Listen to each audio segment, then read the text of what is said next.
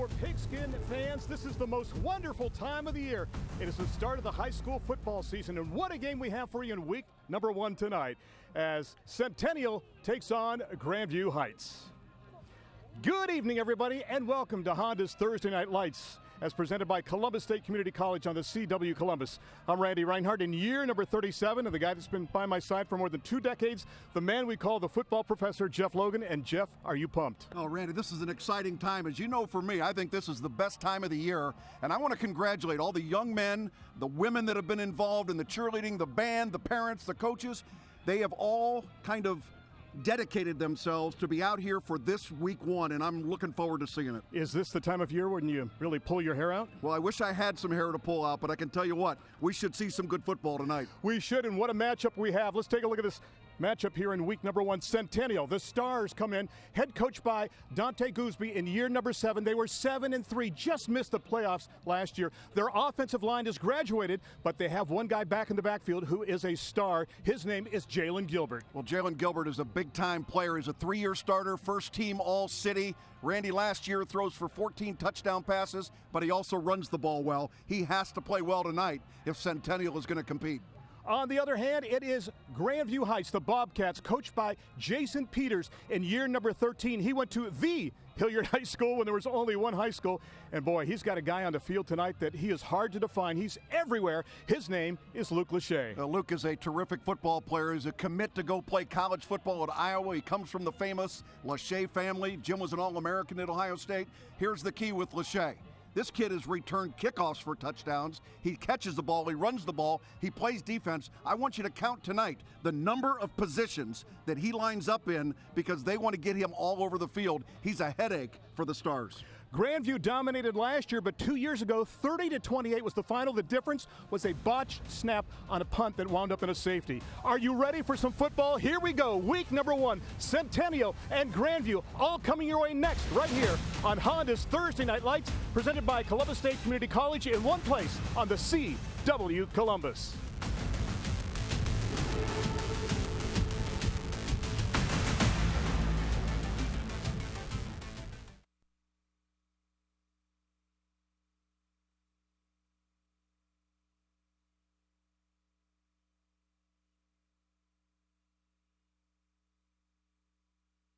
Twitter pages. Be sure you use the hashtag Thursday Night Lights CBus. Again, post your photos from tonight's event to hashtag Thursday Night Lights CBus.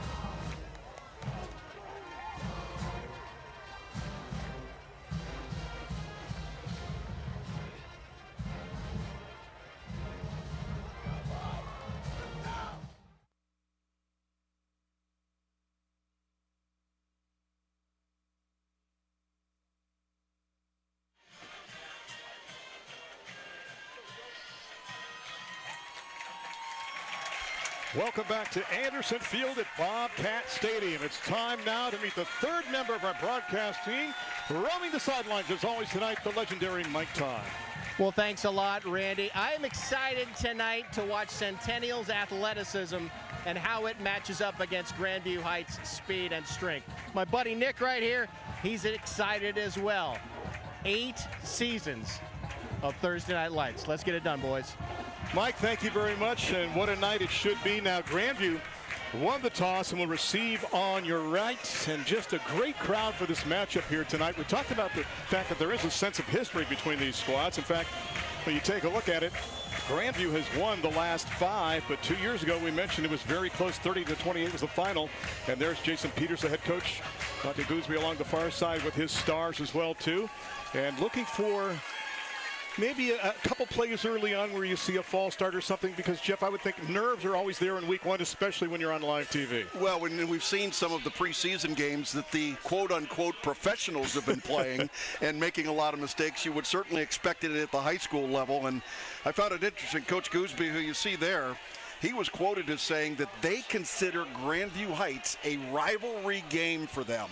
So this is where they judge how they're going to be this season. And Randy, the thing that I think is important, what Coach Gooseby has done, this team has not had a winning season since 2001 until last season when they went 7-3. It is time now for the Dr. Pepper kickoff. Dr. Pepper, the official drink of Fansville. And again, the Bobcats to receive on the right, the Stars to kick off on the left. The start of 10 exciting, nail-biting weeks, all here in one place on the CW Columbus. Glad to give you each and every Thursday night the best seat in the house, and high school football 2019 just about to get started. And there's the boot, and we are underway in week number 1. It is a floater, and that's a free ball. Let's see who's got it just past the 25-yard line. Centennial says they have it. There's your first mistake of the football season, Randy, on the very first play, and the officials come up. Grandview has the ball. You get a pooch kick like that, Randy, if you're one of the up front guys, you got to go fair catch that ball. That was a mistake by the guys up front.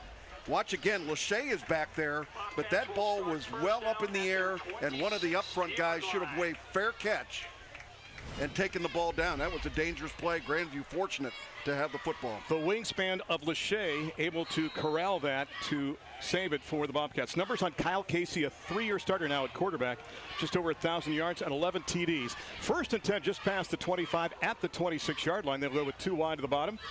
And a wide out to the top as well, 2-1 back in the backfield for Casey on the first down play. They'll keep it on the ground. And the handoff goes to Darian Davis, 5'11", 190, and a senior for a short gain on that first down play for Grandview Heights. First time we've been here, first time we featured these two teams on Thursday Night Lights. Starters for the Bobcats. So you take a look at the guys up front. They've got good size. And watch that right side where Bertani is along with Zimmerman. They have some strength there, along with Downer, Taylor, and Doby's up front. Early James, McCormick, Cribbs, along with Lachey. Round out the receiving crew. Gain of a long one on the play. Second down and 9 from the 27, some 38 seconds into the season. Quick bubble to the bottom of your screen, and it'll get it out to the 30-yard line. Catch is made on the play by Charlie James. So James will pick up nearly 3. A guy that's a 5'9" senior, 3-year starter, and last year had 3 catches for 38 yards. Defensively for Centennial, Malik Dean runs that, who we covered 20 years ago when he played for Walnut Ridge. They've got some good size up front there. Those guys in the middle, especially Grimes and also Motley as well too. Linebackers, Ali is the real deal at middle linebacker, and a lot of good size in the secondary as well too. But can they deal with a guy like Lachey who goes 6'6"? James in motion. And the keeper this time by Casey across the 30 up to the 34-yard line. And Jeff, they're going to be shy of the first down. Lachey not able to touch the ball in those first 3 plays of offense. And Coach Jason Peters thinks better of going forward on 4th and 2, and we'll kick it away. Connor McCormick will come in to do the punting. Going back deep for the Stars is Saikui Womack. He had 3 returns for touchdowns last season. So 4th down.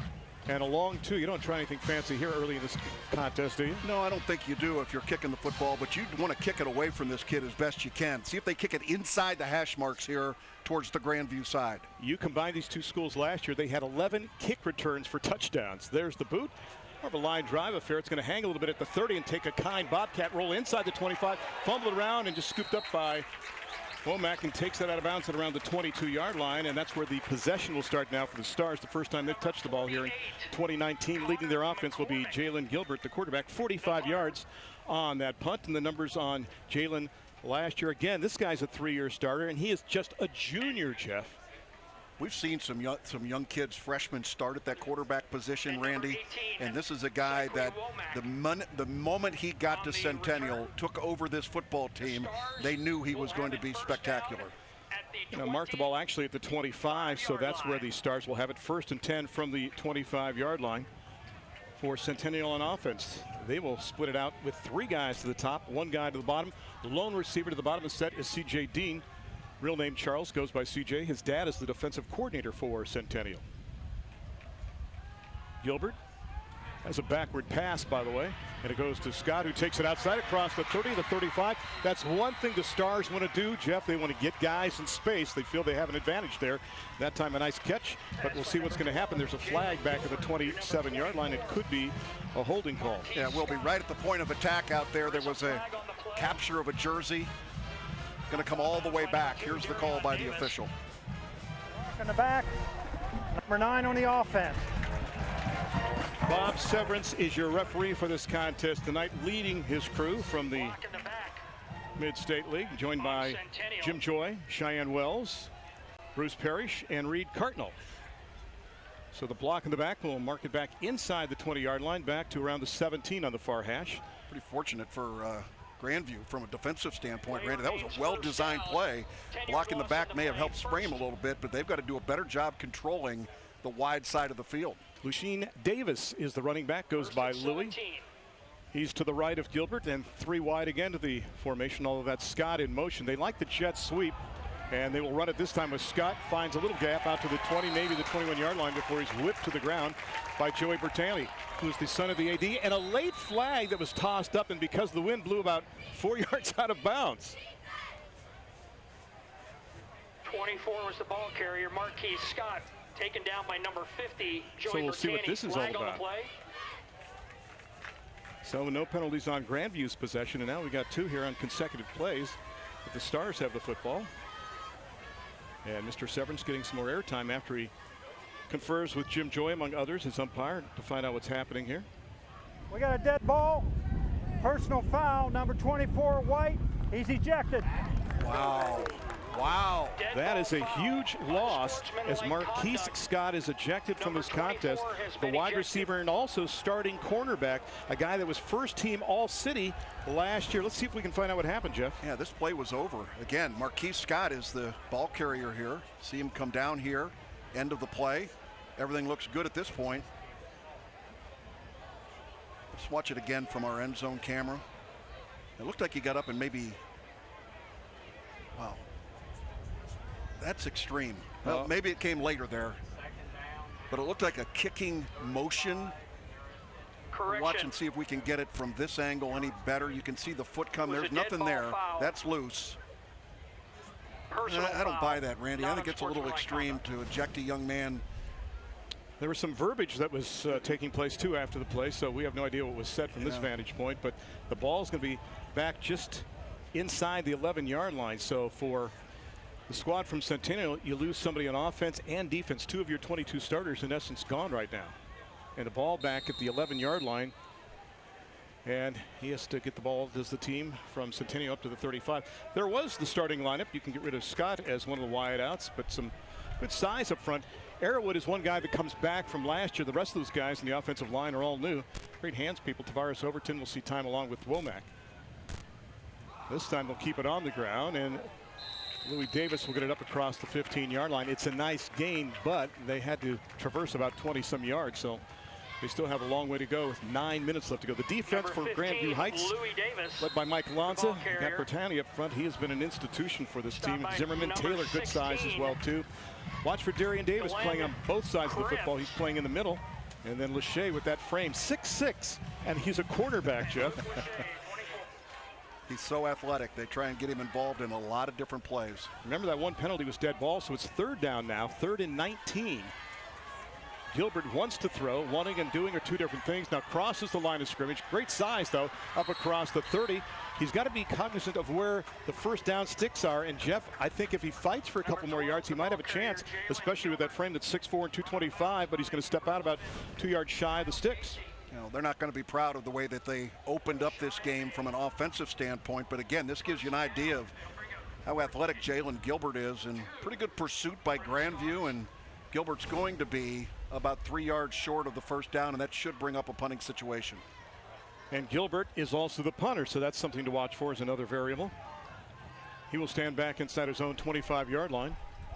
Randy, one of the things we want to watch is, do they have the right number of players on the field? Because you got Marquise Scott, who has been ejected from the football game, and most likely he was part of special teams. And here again is a late player coming on the field for their punt. James is back deep, it looks like, with Davis. Gilbert having one man in motion now. Gets a snap, it floats back and turns over, and on the run, James with the return across midfield, 45. Got a seam to the outside. There's a flag on the play. James will go down at around the 36-yard line, but the hanky rests at the aforementioned 36. Going to get a block in the back against Grandview, and it was really an unnecessary block too. The defender kind of turned his body, and Grandview came up and just kind of brushed him in the back, and the official right on top of it. Back, number 60, 10 yards from the spot. All right, so the flag rests at the 36, 10 yards from there. But Grandview has tilted the field, and they'll get it back on the other side of the 50. Boy, that's the dream of a punt returner, Randy. Having done that a lot for the Ohio State Buckeyes, I can tell you that if you can get a low kick that you can run up on and you can catch that ball full speed, it is amazing what can happen. And I don't know if we got a chance, we'll maybe take a look at that one again at some point and see the block in the back. There's your head football coach, Jason Peters. You mentioned it was the cardinal sin to let a ball drop like that as a punt returner. Pick it up, get the acceleration, and go. 1st and 10 from the 46 now, the Stars. James in motion. He can sit on their version of a jet sweep. Boy, they really extend him with that defense, and he waits and finds the gap. It didn't look like there was going to be anything there, but he waited for the blocks to materialize, able to turn the corner and get some yardage on that first down play. Well, Charlie James, a young man that they like to get the football to, and had a kickoff return for a touchdown in 2018, so he's got great wheels. Just allowing this to happen out in front of him. Good patience that time. Darian Davis, the lead blocker from that running back spot. Davis, a good combination of speed and strength, and a guy that loves to block. He could be a 3-year starter, you know, on a lot of teams, but he had to sit behind Hudson Jump and Harrison Morosky for a couple of years here in the land of the Bobcats. 2nd down. Gain of 6 in that first down play, approaching 8 minutes left to go in the quarter. And again, on the handoff, it goes to Davis and Darian with a gain inside the 40 to around the 37-yard line. Davis last year, 39 carries, 191 yards, but as we said, spent a lot of time just as an understudy. Last year on defense, 79 tackles and a sack. It's a young man too, Jeff, who's from inner city Chicago originally, was adopted by a family here in Grandview. Said he loves the experience and loves going to school here, loves math and reading, and loves getting his team close to a first down. He's got a 3rd and less than 1 now. All right, Randy, 3rd and about the length of the football. To me, this is a perfect situation to throw the ball deep to Lachey. Let him go up and get a jump ball, because you can always come back on 4th down and pick up that little one step. He's on an island at the top, 3 wideouts to the bottom. And Casey wants to throw, but he's looking left. Instead, downfield pass, a little too high and falls incomplete. Intended on the play for Corey Culp. That'll set up a 4th down. I assume you try to go for it here? Absolutely. Absolutely. You got that big running back there, Darian Davis. Solid kid at 5'11", 190. You can see the quarterback rolling, right-handed quarterback, Randy, rolling to the left, throwing into traffic. I still like the idea of going to your 6'6" guy and play jump ball out there. Throw it up, let him go get the football.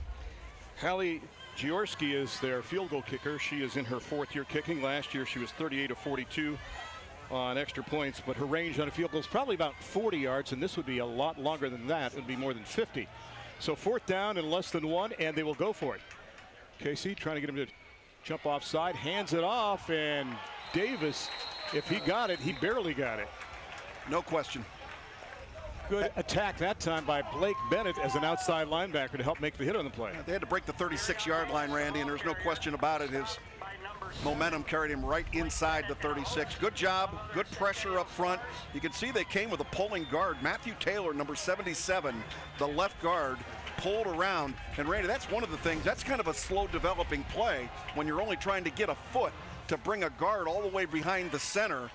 And that kind of clogged things up. I like the idea of just saying we're going to put helmet on helmet and come after you and just see if we can move you. Or throw it to Lachey, right?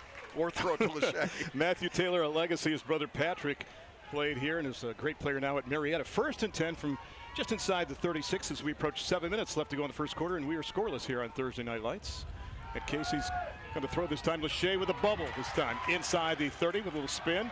And look at the frame and the size. Even if he extends, he picks 2 extra yards up, and he goes from the 30 down to the 27 for a nice gain on that first down play. He's projected to be a tight end when he goes to college and plays at Iowa. Randy, I want to make a point here is that a year ago in this matchup in which Grandview won easily, there was quite a matchup between Marquise Scott, who was playing that cornerback spot. He was a shutdown corner. Lachey only 6 catches in that game in 2018. Marquise Scott ejected from the game early on. That puts pressure on Tyreek Gunnell. James in motion. Casey wants to throw, looks downfield for Lachey and caught it up, brought it down inside. Somebody lost their helmet. Lachey carrying the team, and they're going to mark him down just before he crossed the plane. I don't know how. Luke Lachey down inside the 1-yard line. Coach Peters with arms extended saying it should be a touchdown. By the way, there is review in high school football, but only in the state championship game. Randy, you may have to help me on this rule a little bit. Does the play become dead as soon as the helmet comes off of somebody? That's the only reason I can see them with the whistle. I mean, unbelievable. Lachey carried everybody into the end zone. Not any part of his forward progress was stopped. Here goes the helmet. It's gone. That player is still in the mix. A whistle would have blown back at the 5-yard line, though. Everybody's having some jitters. Looked like it may have hit just shy of the goal line, so it'll be 1st and goal inside the 1 after that long pass completion of 26 yards to Luke Lachey. James in motion. Casey to keep off the right side. Does he break the plane? Fumbled the football. And they say he's in for the score. Count the touchdown as Kyle Casey will take it in. He had 2 last year on the ground. This time he gets his 3rd. And congratulations to him. It is a Ramos Roofing touchdown, and it's now 6-0 in favor of Grandview Heights. Take a look at the touchdown, and again, the line judges got this. All you got to do is break the plane, and you can see the quarterback kind of feels like he's got it there. There's where the ball came loose, and it's recovered in the end zone. Quite frankly, Randy, I think that's what creates the touchdown, was the recovery of the loose ball in the end zone. Hallie Jaworski for the extra point to make it 7-0 for the Bobcats. Good snap, line drive kick. It is up, and Bobcats convert, and we'll take a break. 5:46 left to go in the first quarter. Our first touchdown of 2019, and it's Kyle Casey with the honors right here in Honda's Thursday Night Lights, presented by Columbus State Community College on the CW Columbus.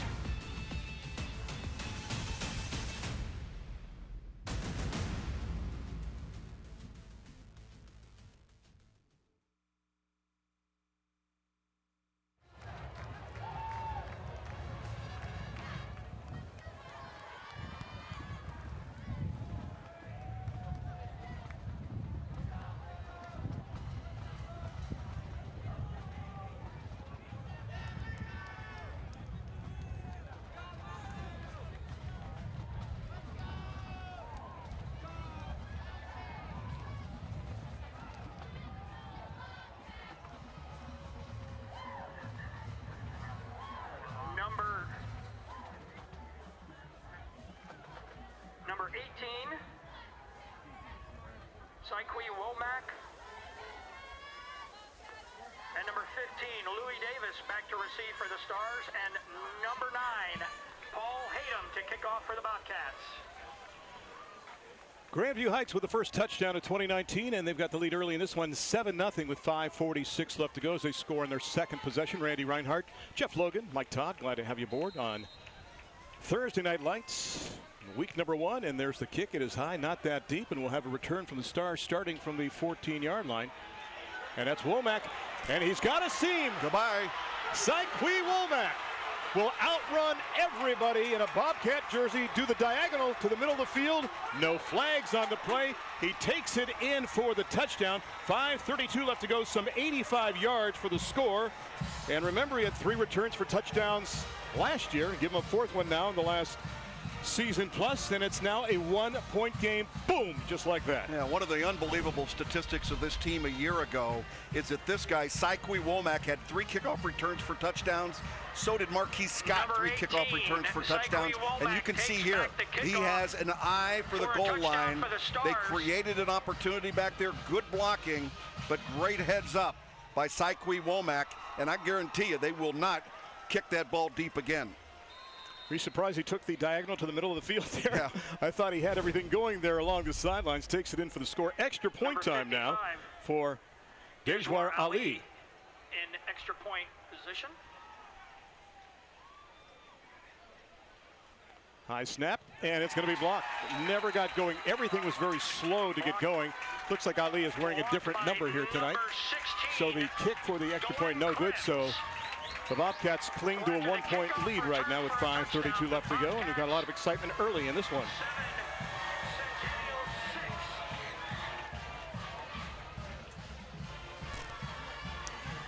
So 7-6 the tally in this one. Two teams that had 7 victories last season. Grandview got an extra game as they played in the first round of the playoffs, losing to Paint Valley 39-36. It's time now for the Aspen Dental Smile Cam. Aspen Dental has offices in Hilliard, Delaware, Pickerington, and several other Central Ohio locations. Schedule a new patient appointment at aspendental.com. Aspen Dental, simply easier. That touchdown was pretty easy for the Stars, was it not, Jeff? Pretty impressive. There you can see head coach Gooseby over there speaking with the officials. I want to mention a couple things, some rule modifications this year. There's a 25-second clock now in essence and a 40-second clock in high school football. The 25-second clock is running between plays during a try for an extra point to start a period, inadvertent whistle following a charge timeout, injury, or change of possession. Basically a big change in the game. Now the 40-second clock will be between normal running or passing plays, and can also take place on a double change of possession. For example, an interception and then the fumble, the ball going back to the original team. One of the changes in high school football this year, the return is going to start from the 15-yard line up across the 20 to the 25, out to the 30 and the 31-yard line. So a return of 16 yards on the play by Charlie James, and Bobcats will get it back with 5:27 left to go in the first. Time now for the Honda keys to the game. First of all, for Centennial, they have to latch on to Lachey, and they've had troubles doing that on that prior drive. And Jalen, in other words, they need to be praising Jalen Gilbert, their quarterback, because they know he's doing something right. On the other side, you take a look at Grandview.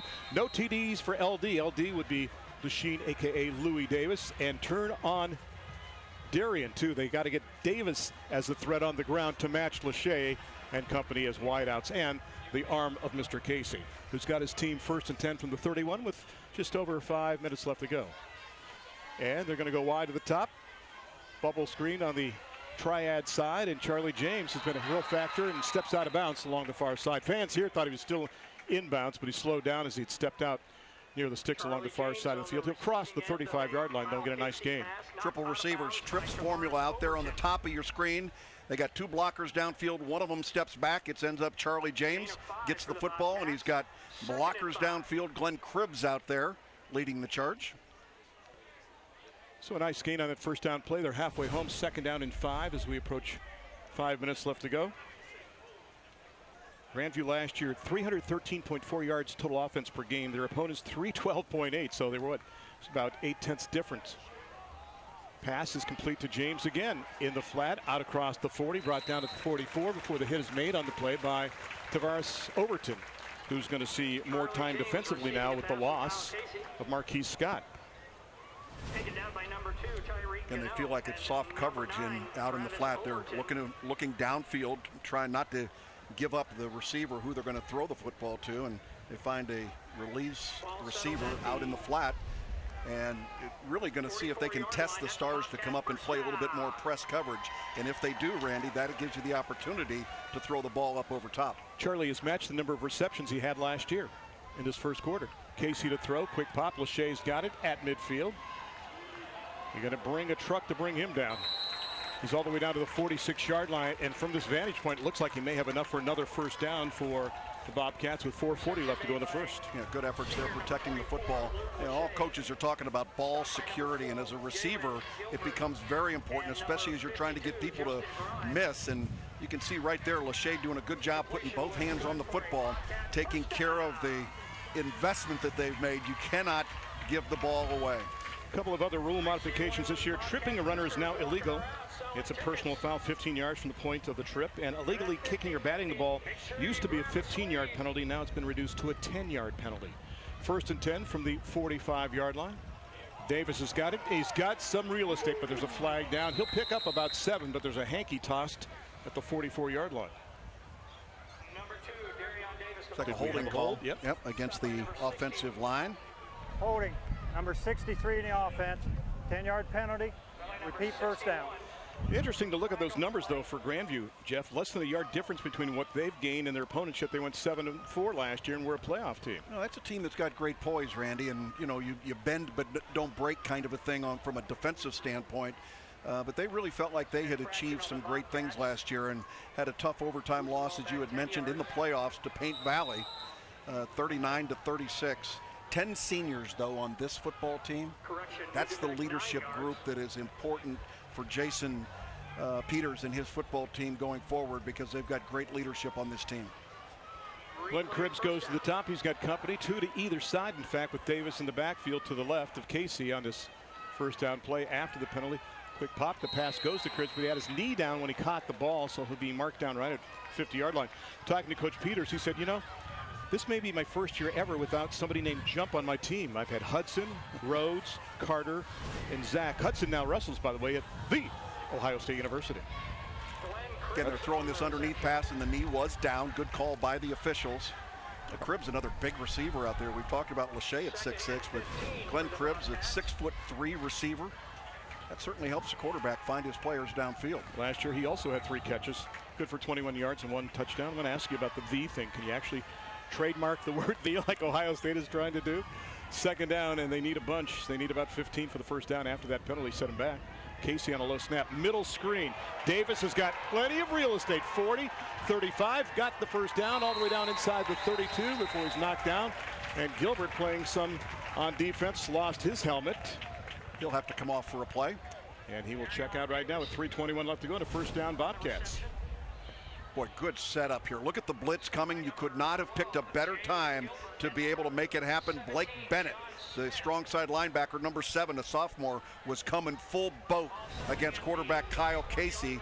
That's a win for the press box. Good call up above in getting the Stars in a bad defense to be able to come up with that play. That was a good call by Grandview. 19 yards on the gain, and Jason Peters and Dan Forson running the offense collectively for the Bobcats on a 1st and 10 now from the 31, under 3 in the first. 7-6 the tally in favor of Bobcats. Little pump fake that time, and going downfield. Lachey, I think, was confused by that. He did not break downfield towards the goal line. That's communication between the quarterback and the receiver as to what are we trying to accomplish here. And you can see Lachey looking to the sideline. He had no intent of the stop and go, and that's clearly what quarterback Kyle Casey was thinking of doing.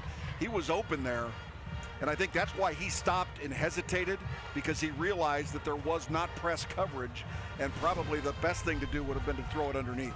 And then it was 2nd down and 10 from the 31 with Cribbs to the top. Also going to that side of the formation is Corey Culp. James will readjust to the top, leaving Lachey as the lone wide out to the bottom of the formation. Davis in the backfield. That's that trips look again. See if they go away from it, though, and use Lachey at the bottom. They'll hand it off to Davis instead. And he will, with the 360, pick up another 3 yards. One thing it does do, Jeff, is it spreads out the defense and gives them something else to think about. Well, it looks like salad dressing that you've got out there, but you got to cover it. I mean, you got to be out there and look at what's going on with those football players. You got to have 3 defenders out there for those 3 offensive guys, and it does create a hole up the middle. Now, when you stack them like that, the triple stack guy for wide receivers, shouldn't the DBs have to be stacked that way too? I think that would be too much. I think that would be fun. It'll be 3rd down now. 3rd, and they need 5 as we approach 2 left to go in the first. Again, 3 to the top, this time not stacked. And Casey, as one man in the backfield, will shovel the backward pass off to Trey Cook, and Cook cannot turn the corner. Good defense. What pursuit that time by the Stars. Trey Cook trying to turn the corner, guy that last year had 10 carries for 49 yards and brought down. And now a 4th down scenario with the ball resting closer to the 27-yard line. Let's see what they have to do here. Where a field goal from this spot, Randy, would be a 45-yard kick, and that is certainly awfully long. I think it's 4-down territory. Will linebacker C.J. Dean stayed at home, did a great job. Guy that understands the game, an honor student at Centennial, and he better do well on defense because his dad is the defensive coordinator, right? So 4th down, and they're going to go for it. They need about 7 with 2:02 left to go in the first. Well, you know they're going to double cover Lachey at the bottom.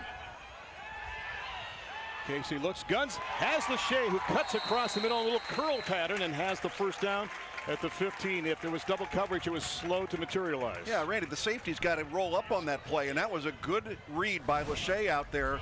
The safety was just backing up, so he broke his pattern off, came right over the middle. Good poise by Kyle Casey. A sure tackle, but where's the safety? You know they're going to go to the big guy, and you got to have that safety's help there. They weren't going to try and throw it over top of you. They were going for the first down. Tyreek Gunnell with the hit on the play, the 5'8", 155 junior. 1st and 10 Bobcats from the 15-yard line. It's about 90 ticks left to go in the stanza. Quick pop, Lachey inside the 10. And now you sense the motor revving just a little bit more for this Bobcat offense.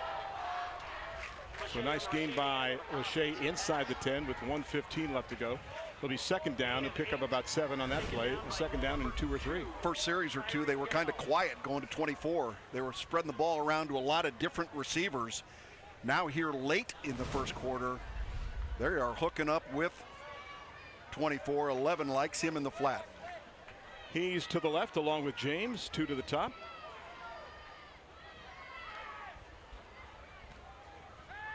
And Casey wants to throw in the end zone, and the pass somehow is caught for a touchdown. That went through 2 sets of arms, and Corey Culp made the catch for the touchdown. What concentration, as we have another Ramos Roofing touchdown as he takes it in for the score. A young man who likes art, just a sophomore, 5'10" and 155, makes it 13-6. And watch, it goes through a set of Centennial Stars arms here. Nobody's more surprised than Corey Culp out here. He's running the out cut, and you can see the ball being thrown, and I'm not so sure the ball was not intended for Glenn Cribbs in the back of the end zone, and Corey Culp just goes up with all of his 5'10" and steals the ball out of the sky and says, this one's for me. And with that being said, it's 13-6. Will it be 14-6? Does it make it through? It does. Jaworski comes up with the extra point. No style points on that one, but it does count. Neither of that for the touchdown either. 14-6 the tally. We'll take a break here on Honda's Thursday Night Lights, presented by Columbus State Community College right here on the CW Columbus.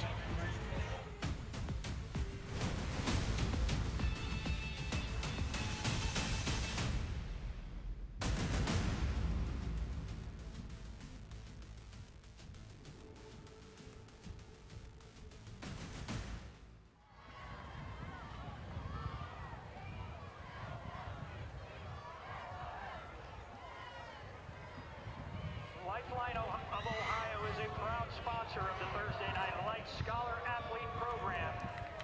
Please visit Lifeline's tent to register as a donor and to get information on saving lives through organ, eye, and tissue donation.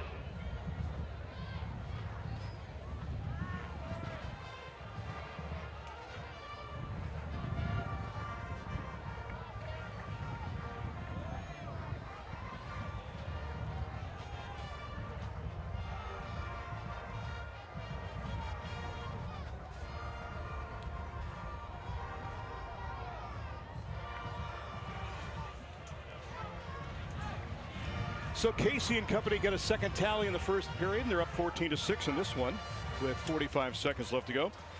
And there's your scoring summary. 12 plays, 69 yards, 4:42 off the clock. And Mr. Lachey has had a very good first quarter, is he not, Jeff? He really has. 5 catches for 68 yards, Randy, and those all came in the second half of that first quarter. Again, he was mostly a decoy, or Centennial took him out. But at this point right now, quarterback Kyle Casey has got some freedom. Paul Hayden with the boot. It is deep, and Womack is going to retreat inside the 5. It's like he's got it there, up to the 20, up to the 25, and they will gang tackle him this time as he gets up to around the 27-yard line. Folks, at the start of the second quarter, our sideline reporter Mike Todd will talk with Centennial High School principal Stephanie Porta. That's coming up at the start of the second quarter here on the CW Columbus. Glad to have you aboard for week number 1. Mike's along the sidelines. Yours truly, Randy Reinhardt, and Jeff Logan up top. Our statistician is always Steve Bassford. He and I now celebrating our 30th anniversary working on games together. Started when we were 5, if you're wondering. Numbers on Womack last year, what he did, and we know that he's got a touchdown already in this contest. So he's going to go wide to the top of the formation now, along with Tyreek Gunnell. And I think we're going to have a timeout taken by Grandview. Grandview may have been a player short.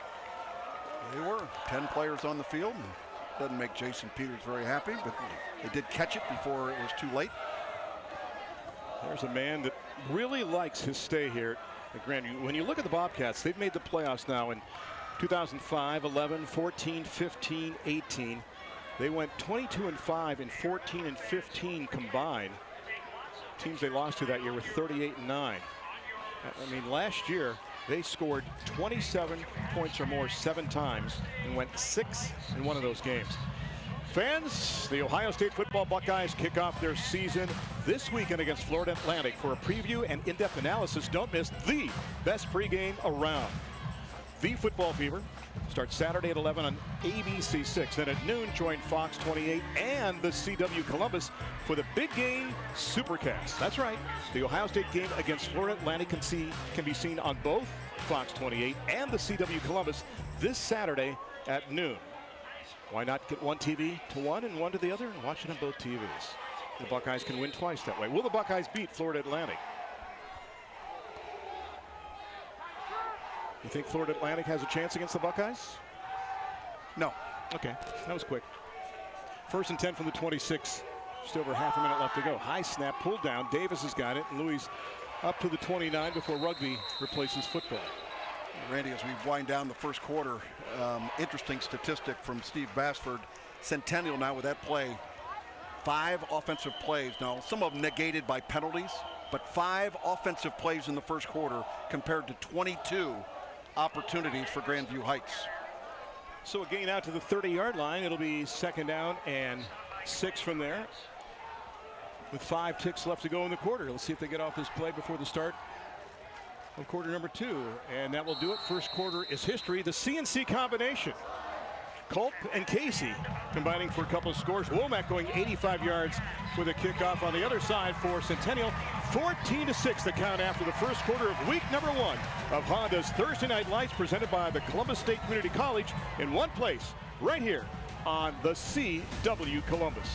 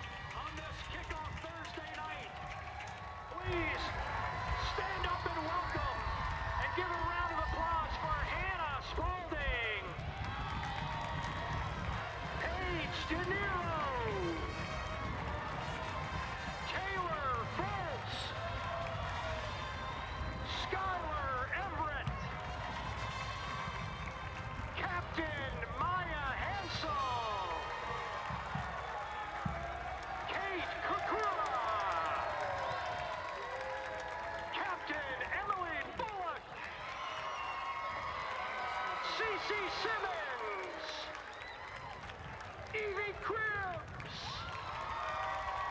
and Bryn Obringer, our varsity cheer team. Let's hear it. You guys rock. Thank you. Principal of Centennial High School, Stephanie Porta. 30 seconds.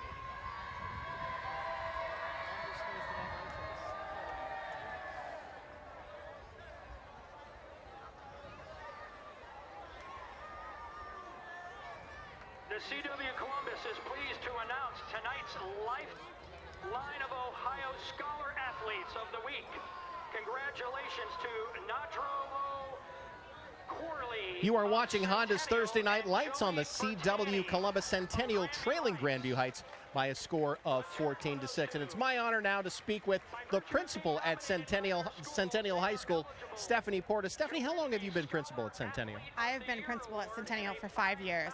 And I know there's a lot of exciting things. We've got the new school year starting, but you had a special honor to one of your teachers. Tell us about that. That's right. Miss Jennifer Laplace was just named Ohio National Education Association Teacher of Excellence. That is outstanding, and I tell you what, that's got to create such an amazing feel of positivity in your high school. Let's talk a little bit about the positivity and the excitement of being on Thursday Night Lights. What's it been like at Centennial this week? This has been huge for us because we've never been involved in something like this before at Centennial. So we've had a lot of spirit going around. A lot of kids have been pumped about it, and the staff has been really excited as well. Well, we're excited to have you here on Thursday Night Lights as well. Stephanie, thank you so much for joining us. Really appreciate that. Thank you so much, guys. Back up to you. Mike, thank you very much. First down pass was deflected. Actually, second down pass was deflected twice. So now it'll be third down. And just more than 5, officially 3rd and 6 with 5 ticks gone in the second quarter. And going wide to the bottom of the set now is C.J. Dean. And Womack is to the top. He's going to be joined there by Gunnell. And also to that side will be number 37.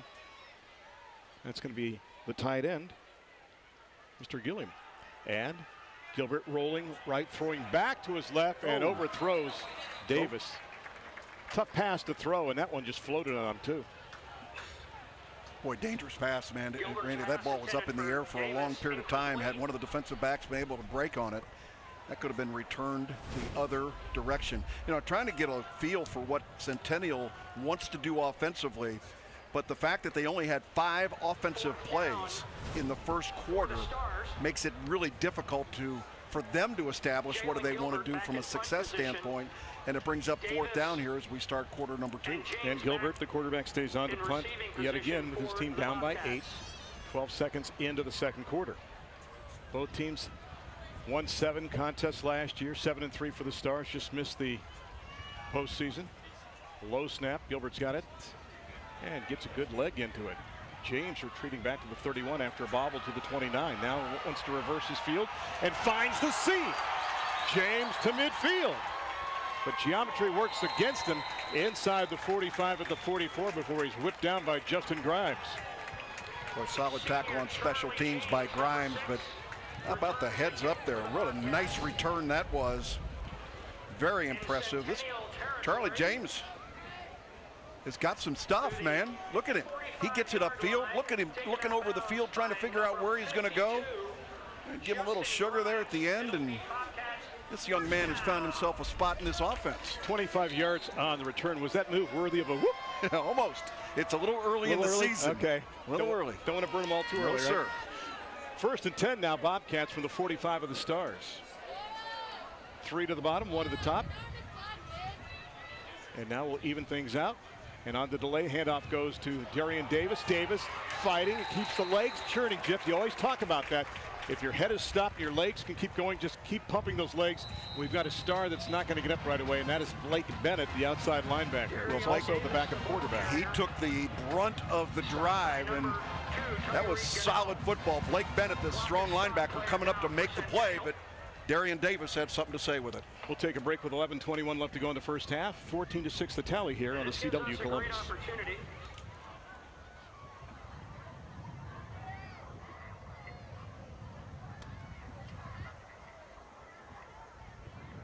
To thank our sponsors, but we will do that after this timeout.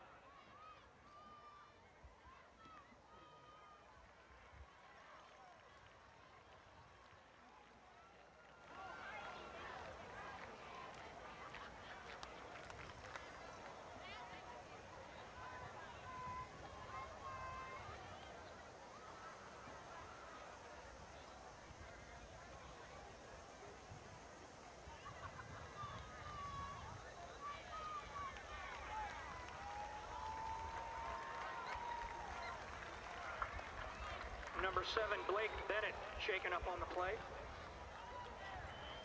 We want to thank our athletic partners who do so much for our athletic program by providing financial and in-kind support. Nikki Evans with Coldwell Banker, King Thompson, thank you so much. It's the show where every word counts. Check out the new hit game show, 25 words or less, pairing funny celebrities and average Joes in a quest for big bucks.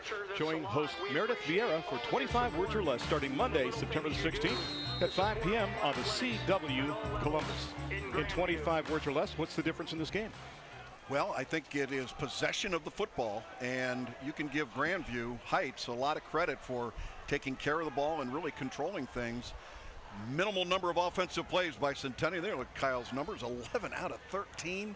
Most of those underneath passes, 114 yards, and you can see a jump on the defensive side by the interior line, and that's going to give them an automatic first down. First of all, that was 87 words. Encroachment, number 58 on the defense. And numbers in the first quarter: first downs, Grandview 7, none for that man's team, Coach Gooseby. 114 yards passing to none for Centennial. 32 to 19 rushing yards favored the Stars, though.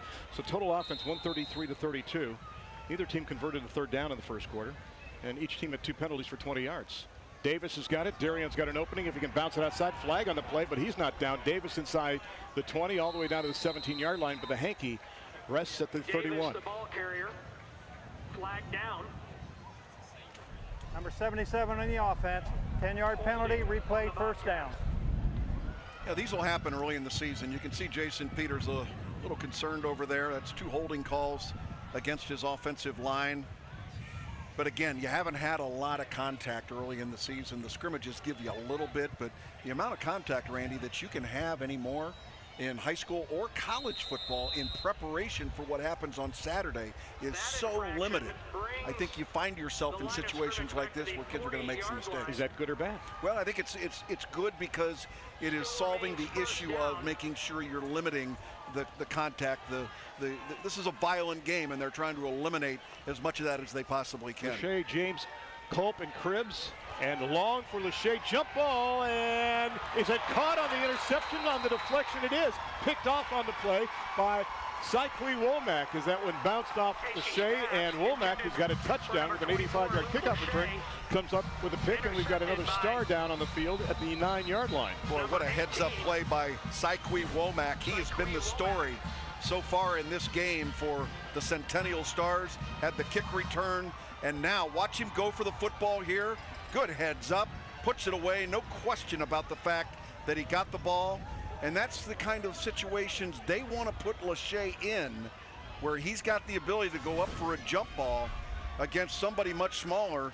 Tyreek Gunnell is only 5'8", and you got 6'6", and this looks like a cramping situation. And I think it's Gunnell who's down on the field at the 9-yard line too, as they try to extend and then retract that leg a little bit. Again, it's all about hydration. And Jeff, we've been blessed this week. It hasn't been overly hot, but still, with all the practices and everything you've been through, you've mentioned it: hydration, hydration, hydration. Also, potassium. Have that banana every day as well too. So they'll attend to him down at the 10-yard line. And just a reminder, this is the Electrical Trades Center Fan Cam. Yep. Energize your career today by becoming an electrical apprentice with the Electrical Trades Center. For more information, I'll give you the number twice: 614-463-5282. Again, call 614-463-5282. Again, the Electrical Trades Center Fan Cam. Our thanks to the Electrical Trades Center for supporting Thursday Night Lights. They're digging it there. Must be Jersey night, huh? Looks good. Everybody's supporting their favorite teams. You got everything from football to basketball, pro, college, everybody down there having some fun. One good thing, really, high school football brings together community, and there's probably not a better community than Grandview Heights in support of their athletic programs, their band programs. But looking across the field, Randy, how about the support from the Centennial fans tonight? Outstanding on both sides. Absolutely great. Standing room only on both sides. Across the way. Yeah. And I think that's spectacular. And there's one other rule change I should mention that, Jeff, you'll love this. By the year 2024, rules for improved visibility of uniform numbers will go into effect. Is that for you and me? No, it's for our kids, actually, when they're taking over for us. But by 2024, because we've seen some jerseys with numerals that are just a rumor, you know, the same color, like white jerseys with white numerals, and it's almost impossible to tell who's doing what there and identifying numbers. So, but they have to figure that some schools can't afford new uniforms right away, so this is going to go into effect in 2024. One other thing I didn't know about is the state of Massachusetts did not follow the National High School Federation rules until this year. Their high school teams had been following the NCAA rules until this season. They must think they're special. Probably bigger than college football, except for BC probably in Massachusetts. I understand there's a pro football team there too. First and 10 after the turnover from the 5-yard line for Gilbert and company. High snap, And Gilbert will keep it, and he'll get a nice gain right up the gut for about 7, maybe 8 yards on the play before he's knocked down. So it'll be second down and short. Helping to make the hit for the Bobcats is number 63, Connor Dobies. Randy, the interception, obviously a key play in this game for the Stars to get themselves back into it. As you can see, this is a read option. Quarterback pulls it, going to be a run all the way. But what has to happen for Centennial is they have to maintain possession of the football. They have got to be able to put first down after first down to keep their offense on the field. I think they have to get guys in space, too. That's something they touched on. And by going up the middle, they're getting some yardage. But I think the big play for them is going to come when they can spread out that field and a la Lachey get one of their guys like Womack or somebody in space and try to move the sticks that way. That time it is Davis right up the middle up to the 21-yard line. And Lucien has a first down. The 5'10", 189-pound senior last year rushed for just over 1,200 yards, had 11 touchdowns. Coach Gooseby calls him a mountain of toughness. I love that phrase. Brother John Jones played for Coach Gooseby at Centennial as well, too. He likes cooking and math. And against Whetstone last year, in 3 quarters, he had 252 yards rushing and 2 touchdowns. And you can see his total numbers on the campaign for 2018. Gilbert, by the way, has the ability, Jeff, to change the play at the line if he sees something he doesn't like. On the slant, throws it behind the intended receiver. It falls incomplete, looking for C.J. Dean. Ball thrown behind him, and C.J. breaking off that route. He's got Lachey over there covering him in the flat. Had a pretty good move on him, had some space, and the ball just a little bit late and behind the receiver. Tough catch there. Jeff, think about what you're seeing tonight. You're seeing a 6'6", 230-pound DB and a quarterback that goes 6'4" and 225. 10 years ago, you would have said, excuse me, why aren't they in the line? Yeah, and you didn't see these kids at Division VI level ever. No. I mean, that was the other thing. They're everywhere. 2nd and 10. Gilbert's going to keep it and twist his way across the 25 to maybe the 26. He'll get about half the yards before a third down awaits them with just under 9 minutes left to go. 14-6, as you can see the tally in this one. Both teams, as we said, 7 wins last season. Grandview made it to the first round of the playoffs. And you look at the Stars, if they could change one game, probably that Beechcroft game, they lost 30-25 on a late touchdown when they were leading. And perhaps they would have been talking about their first ever postseason appearance. That's what they're hoping for this year. In fact, their t-shirts say Centennial versus everybody. And we've got a hanky. And we've got a procedure call. Yep. Dead ball, illegal procedure on the offense, 5 yards, repeat third down. I can tell you what happened there where the ball is resting. Look where the wideout was at the bottom of the formation. He was about a yard beyond everybody else. Now, normally you hear from the official there letting you know. They'll back you up. Yeah, they'll back you up if you've lined up offside generally, and they're usually pretty good about that part of it. So now that may change the playing call for Coach Gooseby and company, as they're now looking at a 3rd and 10 with 8:25 left to go. Randy, this is a key play in this football game early on here in the second quarter because of what I said about maintaining possession of the football. Only 5 offensive plays in the first quarter for Centennial. They've got to keep this drive going, and that is a killer penalty. Womack, the inside guy of the 3 to the bottom, Dean to the top. They're under 5 seconds. The hand is up by the back judge. They snap it just in time.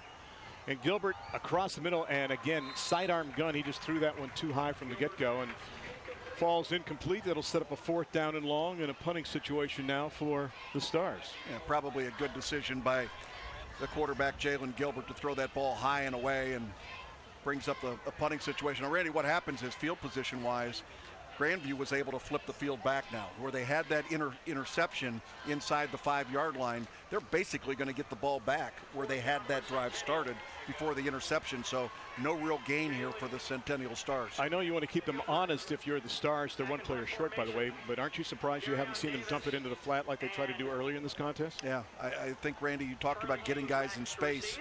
Athletically, they are really, really good, but they have not been able to find guys in space. Gilbert has got it, and that is a high hanging punt, and Davis, wow, got it up by his face mask and got about a 2-yard return. That is a hard catch to make by your face mask, but that time nicely done by Darion Davis. With 8:11 left to go, Bobcats will get it back on their next possession right here on Honda's Thursday Night Lights, presented by Columbus State Community College on the CW Columbus.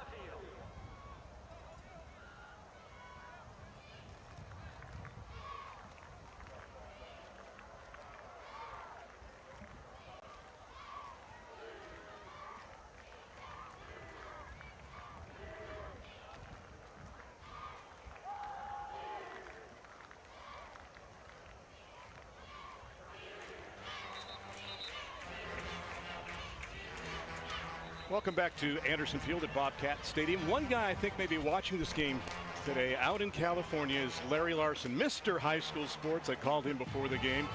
He was pumped to know that his Bobcats would be on the CW Columbus tonight. And he was an institution when it came to high school sports. Had a chance to spend some time out there at his digs in California, and he is loving life out there, living not too far from Terry Smith, the voice of the Angels. Right. My old radio partner at Ohio State. Yeah, who I talk to a couple times a year. So here we go. Grandview's got it back. 1st and 10 from the 41-yard line. 8:11 left to go. And they're up by a touchdown and a 2-pointer. And this time Casey fakes the wraparound, and he will keep it and get it up to around the 43. Picks up a couple on the play, setting up 2nd down. And Randy, keeping with that Larry Larson thing, I will tell you this, that he told me today that 40 years ago, his undefeated Bobcats allowed 19 points in 10 games, and his defensive coordinator was Bill Brown, who succeeded him as head coach. Bill died earlier this month. He was a great coach and friend, and you can see that the players or the coaches down there have BB on the back of their caps. As you look at Jim Lachey on the sidelines, former Buckeye, All-American, member of the Washington Redskins. Casey, the quick pass, it's complete to Mr. Lachey's son, who he's got to be backs happy his there. way across midfield down to the 47-yard line. All right, so what does Jim Lachey do starting next season in college football when his son is playing for the Iowa Hawkeyes? And he is a part of the Ohio State Radio Network. What do you do? And his son is other son is at Bowling Green. I know. What do you do? I don't know. It's difficult. Yeah, when Bob Greasy was doing the games, remember when his son was playing for Michigan, although he called a lot of their games. He did a lot of their games. Which I thought was interesting. Yep. 1st and 10 on the completion to Lachey, down to the 46 of the Stars, with 7:04 left to go and ticking. Darion Davis on the delay inside the 45 to the 44-yard line. But then again, if you're going to have a problem, that's a nice problem to have, isn't it? Oh, sure it is. Absolutely. And you see the next generation of players coming out, and you certainly want to be part of their lives. But they're experiencing, and that's part of the growing up process is going to college, being part of a football team. And I talked at the onset about the importance of getting here on opening night and the commitment that these young men have made. It's not just that they started 2 weeks ago. This is a year-round process for these guys. Going to the weight room, doing the training, making sure their grades are right, staying within the honor code, doing all the right things. Casey on the slant to Lachey. He's got him, and he got it back at the 39-yard line. He got drilled. Womack got him at first, too, and then he got leveled and got pushed back on the play, and they're going to mark the ball inside the 39 to the 38-yard line. Boy, yeah. Womack did a great job at the hit. Now they're marking the ball. What are they doing? How can they say it's a first down? They marked the ball at the 38. The stick is at the 36. I think they just wanted to say the ball was a completed pass. There's the contact on the play. Look at that, smiling at each other. Good, solid contact. That's what it's all about, man. It's not about showing up the other guy. Those are the two of the best athletes on the field right there. Playing that free safety spot is the quarterback, Jalen Gilbert, and he's coming up there and making contact with Lachey, and they're up smiling about it. Officials. So the Stars take a timeout right now to kind of hydrate and also talk about their defense. So they need to make a stand here. As Jeff alluded to, this is a critical part of this first half of action. Parents, families, Papa John's and the CW Columbus want to share your high school football photos. Go to cwcolumbus.com, upload your pics to the Papa John's fan channel, and look for them on TV during next week's Honda's Thursday Night Lights. One of your photos may be the Papa John's fan photo of the week. And I had some Papa John's tonight. I think you partake too, did you, sir? I had a bite. Thought it was pretty good. 3 pieces is a bite. Come on. Well, it was a big bite. I didn't say what size. 3rd down and a couple from inside the 39-yard line. Little shovel out to Davis, and Darion's got the first down and goes through the contact. Oh, that's terrific running. At the 30-yard line. He just barreled right over John Smith. You got to be tough. Earlier in the drive, he kept his pads low, and he really got taken down softly. This time he kept his pads high as he went in there. Look at this. Keep them high, and he rolls over the strong safety, John Smith, who tried to come up and make the play. That's a great job by the strong safety. But let me tell you what, Darian Davis was coming with a bad mood. Welcome to the high school football thrill cam. A gain of 10 on the play. It is now 1st and 10 from the 28-yard line. Those are ones like a tackle you just want to go over and hug your mommy and say, I need some help here. Well, Grandview didn't like what they saw. There was some last-minute movement on the line, so they will go ahead and take their second timeout in the first half. 5:40 left to go in quarter number 2. Grandview, I should say, cruising 14-6. We'll take a break right here on the CW Columbus.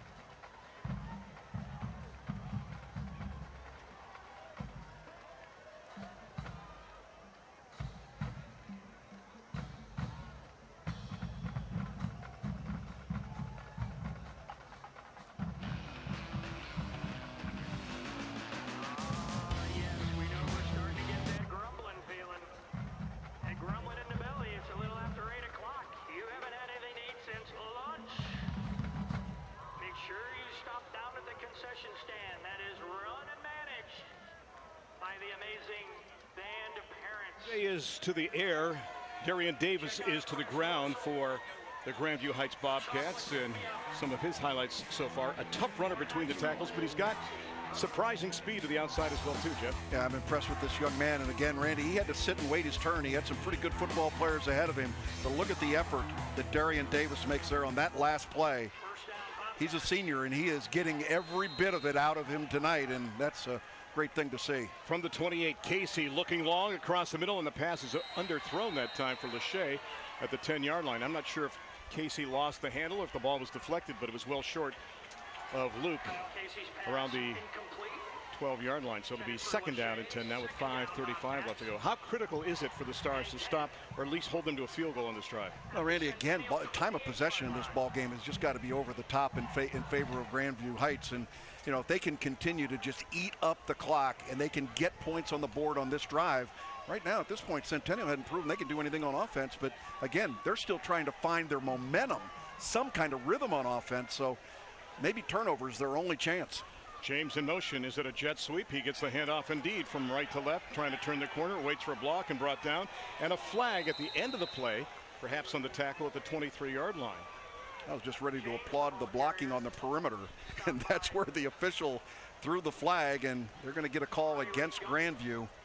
That's really hard for a defensive or a wide receiver when he locks in on that defensive back. 17 on the offense, 10 yards, replay, second down. Well, you know, you touched on the fact that Centennial has had to play a lot of defense in this first half. The problem is it's not like there's two different units. I mean, a lot of the guys that are defensive players for the Stars have to play offense as well, too. So it's not like the offense is going to be rested when they come out onto the field. Yeah, you know, it is so tough out there. And I thought the job for the most part by Corey Culp, who has the touchdown pass earlier in this football game, was doing a pretty good job out on the perimeter. But again, that's going to become a judgment call because you're always going to have your hands right up in that jersey. You got to hide it as much as you can. Second down and just about 16. Casey rolling, looking underneath, has Lachey, and he's got company at around the 33-yard line. A guy that made the hit and just hung on for dear life was C.J. Dean. That's 8 receptions tonight for Lachey. We're still in the first half of play. So a short gain on the play. And it's ISO on Luke as he goes out wide. Watch Dean go low, grab, and just hang on for dear life. I'll take one ankle, I'll take two, I'll take as many as I have to. And makes the hit at the 34. So now it's going to be third down and just about 15. Well, you got to look at this as 4-down territory, Randy. I would think for Grandview. See what they do. They've got 11 guys on the field now. Get half of it back here and give yourself another chance on 4th down.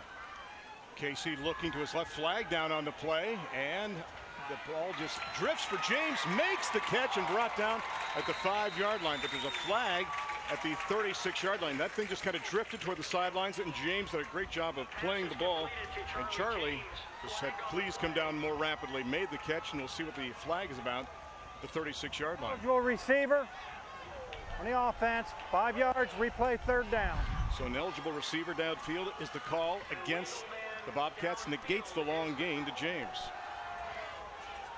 It may have been one of the receivers who was uncovered on one side, Randy, who's not allowed to go downfield. That's what Jason Peters is wondering with the officials as to what was going on. Looking for an explanation. I think he's finally going to get it.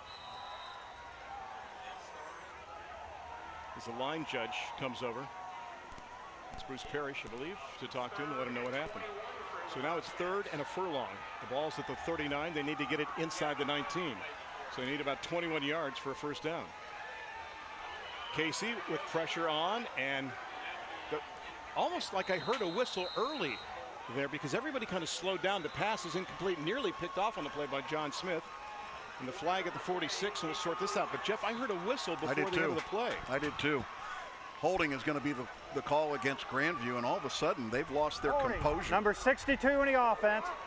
Do you accept it, or do you decline it here and make it? I think from a field position, you want to accept a major penalty like this, even though it's going to give them another offensive play. Number 62 in the offense, 10 yards from the spot, 3rd down. But what's happened here, they've lost their composure. You can watch here in the middle. That was a fairly easy call by the officials. Tough blocking assignment against Kevin Motley, taking on that.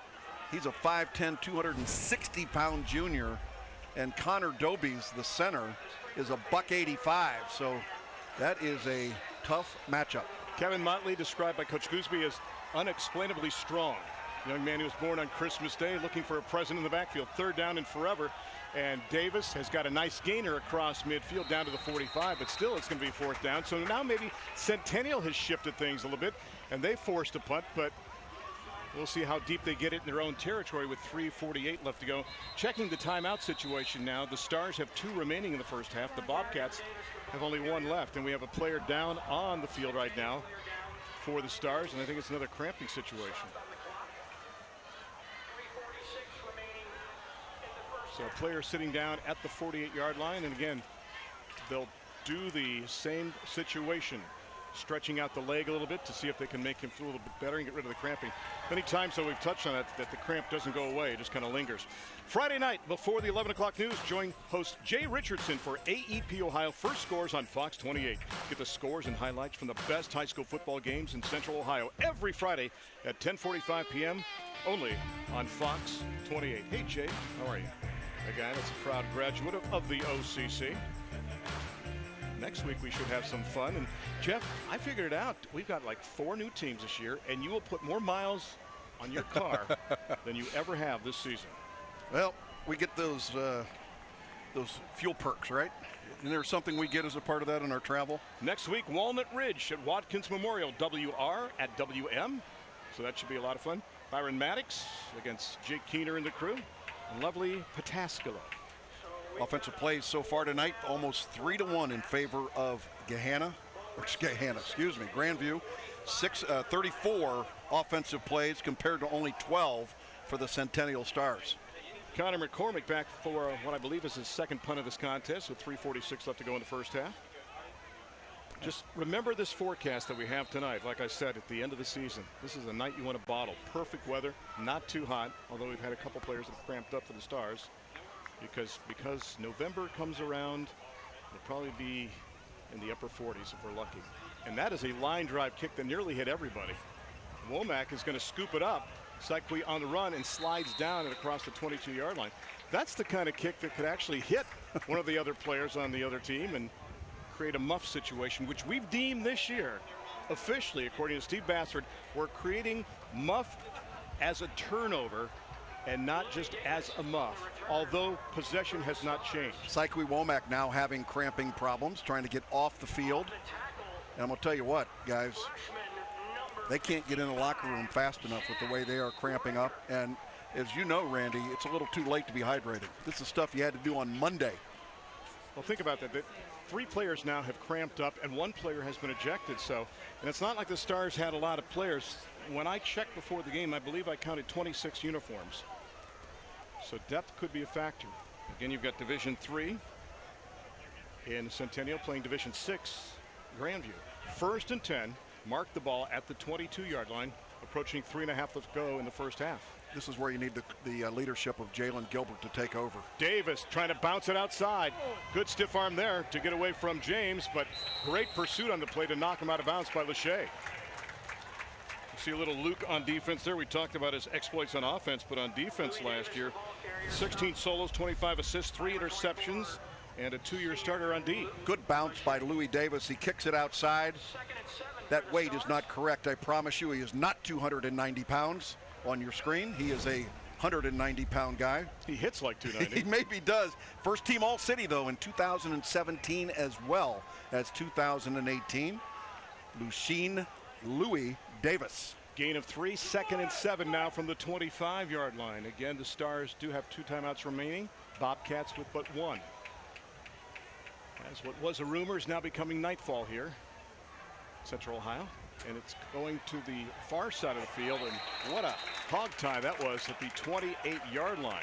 Great hit on the play by Kyle Casey, playing on both sides of the football, as he will see time at cornerback to make the hit after a short gain on the play. Should be no surprise if you're a Division 6 football team, all hands on deck, including your quarterback out there making a play, and that was a sure tackle by Kyle Casey, the 6'4", 190-pound senior, playing both ways, quarterback and cornerback. So Gunnell with a short gain on the play brings the ball out to the 29-yard line. 3rd down. They need about 4 on the play with 2 wide to the bottom, 1 to the top. Gilbert giving directions, maybe changing the play at the line of scrimmage. High snap, corralled nicely. Can he find a gap to get the first down? Puts his head down and burrows his way out to the 34 and will move the sticks with 2:35 left to go. Well, Centennial with 2 timeouts remaining. Clock getting down closer to 2 minutes to go here in the second quarter.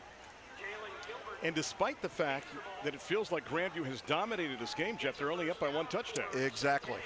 You know, they really lost their composure in the second half of the second quarter, speaking of Grandview Heights.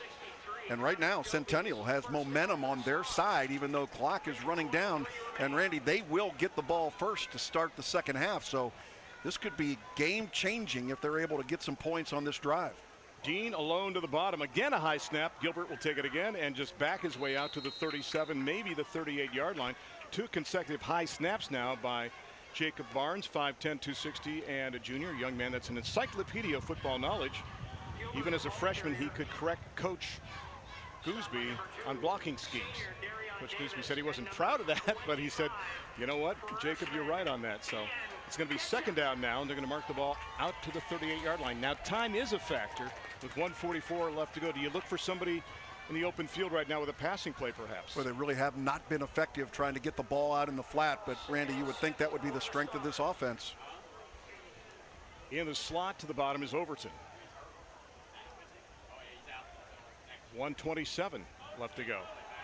Gilbert wants to throw, sees pressure, now sees an opening, tucks and runs. Can he get out of bounds across the 45?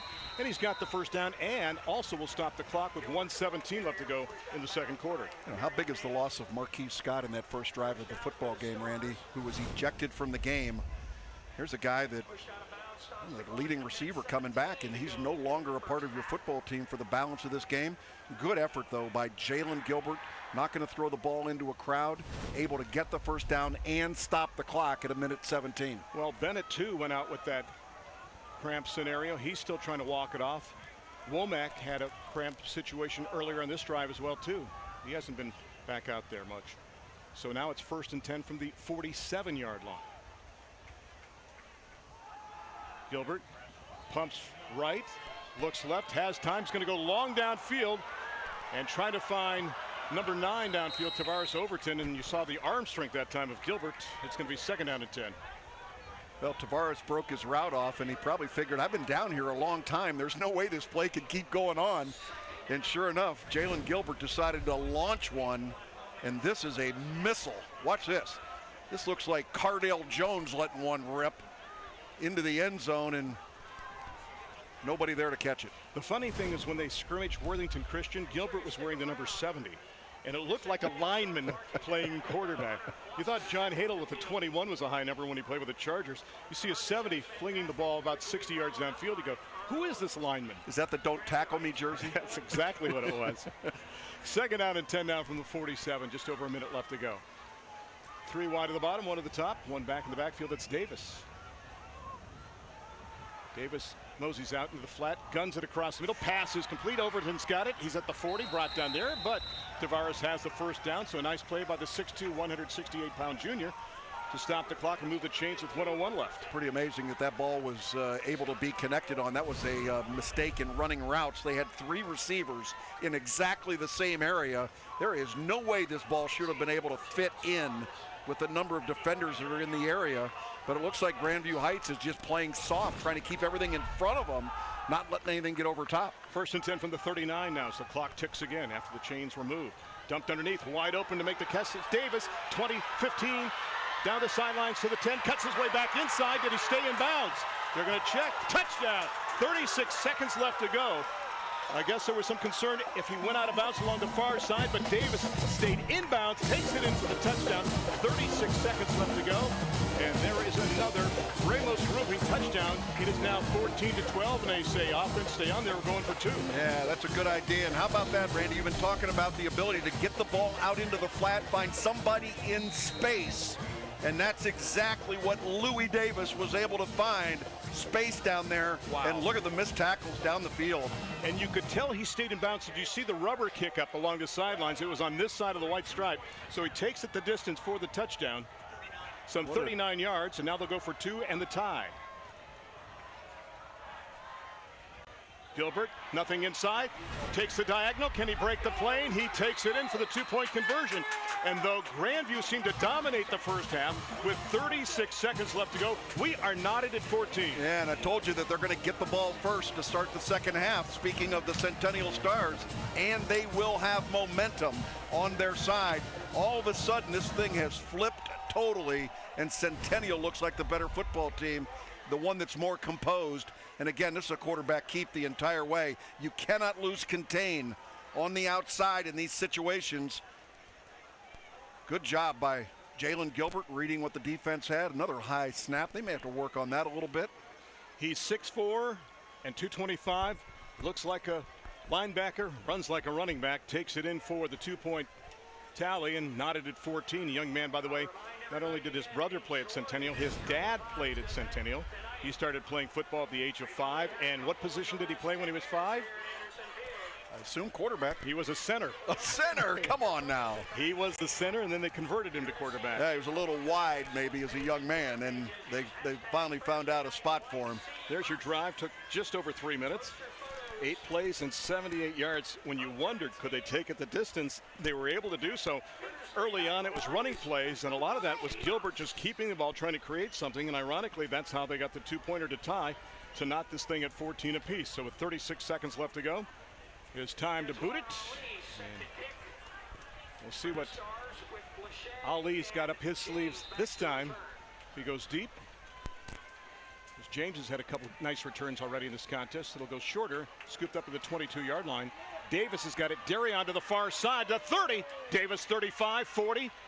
And the Bobcats will have great field position. You've got a quarterback with an arm. You've got 1 timeout. There's 26 seconds left to go.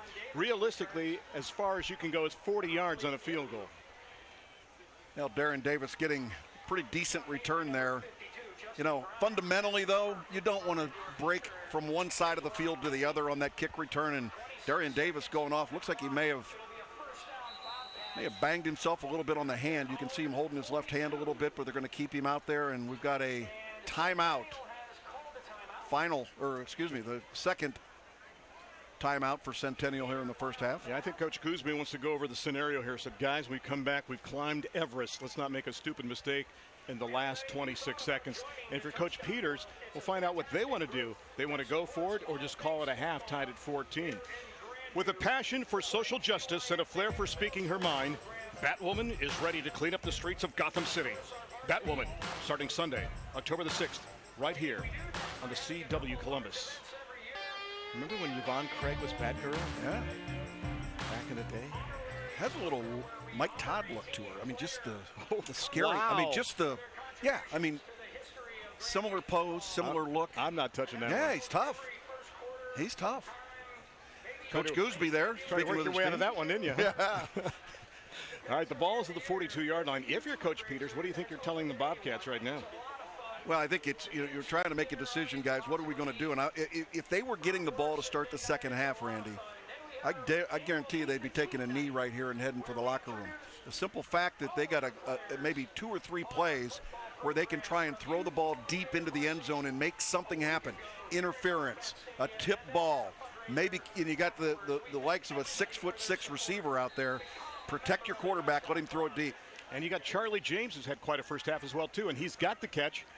Almost looked like they were setting up a hook and lateral on that play. They've got the first down. That'll stop the clock when they move the chains. Let's see if they spike the ball then with 21 seconds left to go. They should have called 2 plays in the huddle when they were over there already, so there shouldn't be too much communication going on, and they'll wind the clock at 20 seconds. And a quick pop. It goes to James, makes the catch inside the 35, tumbles to the 32. Do you burn the timeout here? Only 1 timeout remaining for Grandview Heights. This is a perfect time to go spike the ball. We've got a cramping situation for Centennial. That's a break. What a break that is for Grandview. Tyreek Ganell is down on the field at the 32-yard line. I'm going to assume it's a cramping situation. When you spread your legs out wide like that, normally that's the case, but we'll see as he needs some attention right now. Free so timeout. We'll see what happens for Tyreek and also what happens for the Bobcats.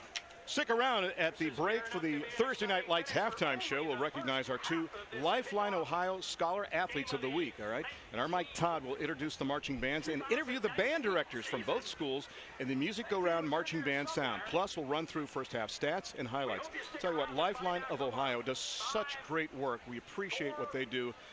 And Music Go Round, with what they've done to support music in this region, they are second to none. So please support the sponsors that support our student athletes here on the CW Columbus. And again, Jeff, it looks to be a cramping situation in the right leg there of Tyreek Ganell. And there waiting along the sidelines is Hallie Jaworski.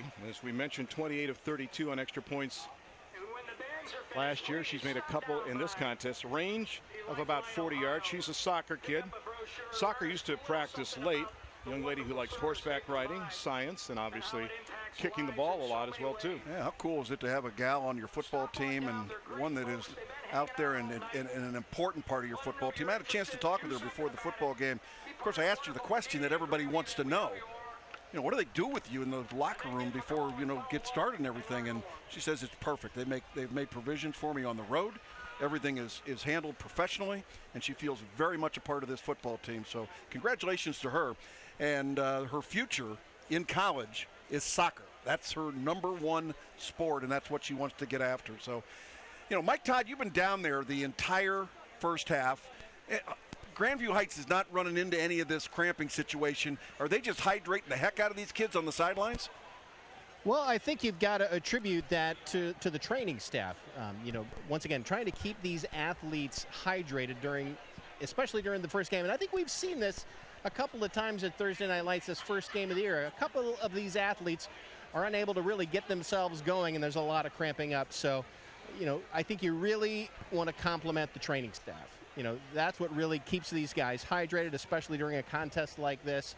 And right now, tied at 14, you hope it doesn't come back to bite Centennial. This has been an outstanding contest so far. You've seen quite a few miscues on both sides, and once again, you just hope that the hydration situation and Centennial cramping up as much as they have isn't going to affect the outcome of this. Well, we always talk about learning something outside the classroom. I think some of these players have learned this tonight. Hydrate. You can't drink too much water. Folks, the Ohio State football Buckeyes kick off their season this weekend against Florida Atlantic for a preview and an in-depth analysis. Don't miss the best pregame around.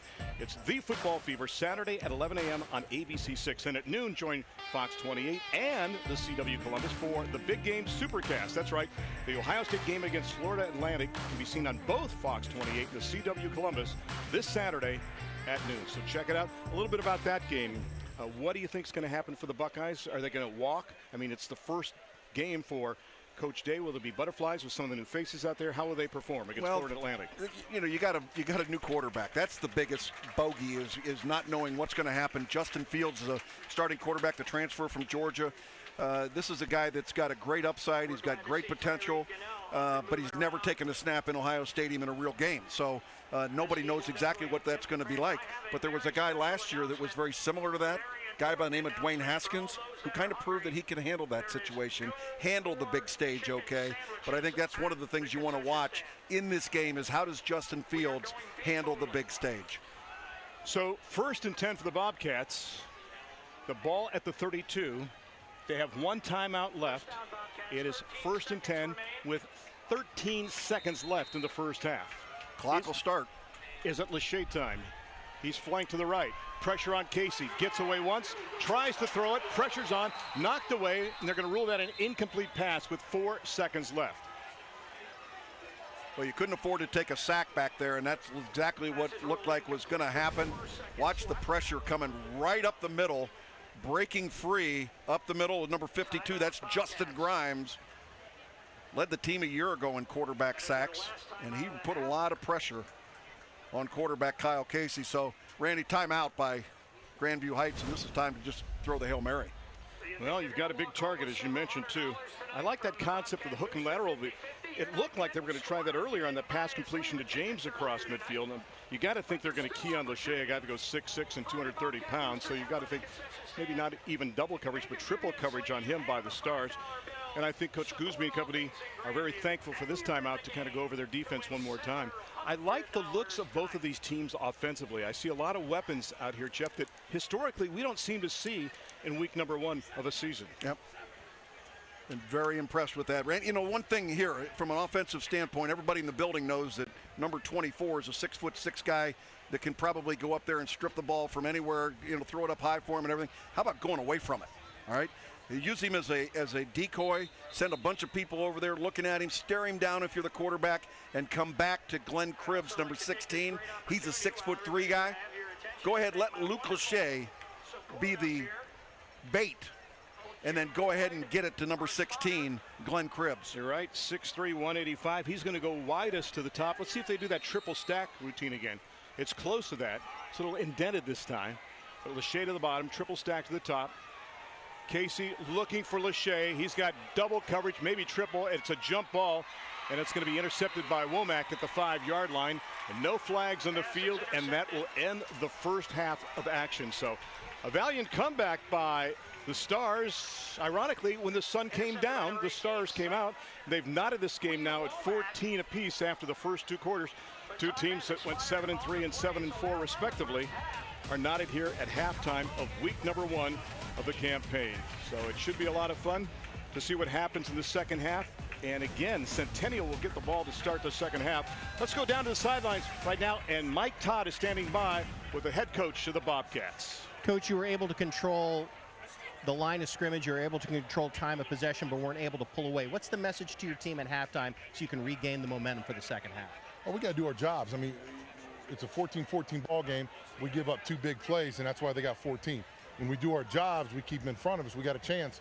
We let them get behind us. We ain't going to run them down. They're too good. So we got to do our jobs. All right, Coach. Thanks a lot. Good luck during the second half. Guys, back to you. Thank you very much, Mike. Don't forget the Lifeline of Ohio Scholar Athletes of the Week coming up at halftime. And we'll talk to the band directors and the music go round marching band sound at halftime. Tied at 14. We'll take a break here and remind you this is Honda's Thursday Night Lights presented by Columbus State Community College on the CW Columbus.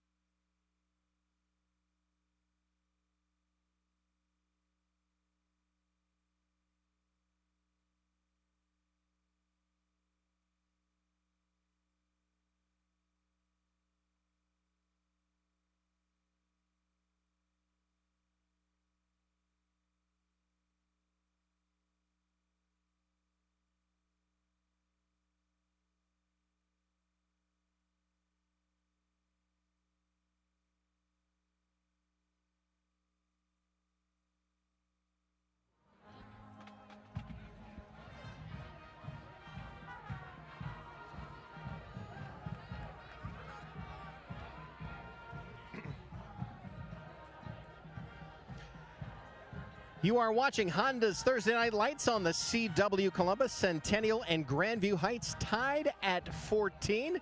You are listening to the Centennial Marching Band in the background. Not only athletics, we also honor academics. It is now time to recognize the Lifeline of Ohio Scholar Athletes of the Week. Lifeline of Ohio is proud to recognize Central Ohio's Scholar Athletes. Joseph Bertani is a member of the Grandview Heights High School football and baseball teams. In football, he was second team All-MSL and first team All-District. He is also the 2018 MSL Player of the Year in baseball. He plays tuba in the concert band, is on the chess team, broadcasting club, and powerlifting club. Joseph is taking AP level courses and has a 4.1 GPA. Nadromo Corley is captain on the basketball team for Centennial High School. She was named Most Valuable Player and has won many awards, including the Coaches Award, Top Performer Award, and Freshman of the Year. Nadromo is very involved in her church, where she plays piano and violin. She also volunteers to help the homeless. She's the 2020 class president and has future plans of being a doctor. Nadromo has a 4.1 GPA. Congratulations to these outstanding Lifeline of Ohio Scholar Athletes. Congratulations once again to our Lifeline of Ohio Scholar Athletes of the Week. Earlier tonight, it was my absolute honor to interview the band director for the Centennial High School Marching Band, part of the Music Go Round Marching Band Sound. We are here with Danny Gleach, the band director for Centennial High School. Danny, how long have you been involved with the Centennial Band? This is my 10th season as band director at Centennial High School. Now, being that this is a brand new school year, I know you guys have a lot of new routines and programs going on. What can we expect tonight from the Centennial Band? What kind of music are you guys going to be playing? This is our first show of the season. We're going to open with music from the band Queen. That is outstanding. Now, on top of tonight, are there going to be any places that you're going to be playing later on this year? On September 28th, we are playing for the Buckeye Invitational at Ohio Stadium. Bands from all over the state of Ohio come and compete and do their best and show their best, and so we're excited about that. So that's probably one of our biggest things. The District Invitational from Columbus City Schools is also on October 5th, and that's where all the bands from Columbus City perform as well. So two big events coming up for us in September and October.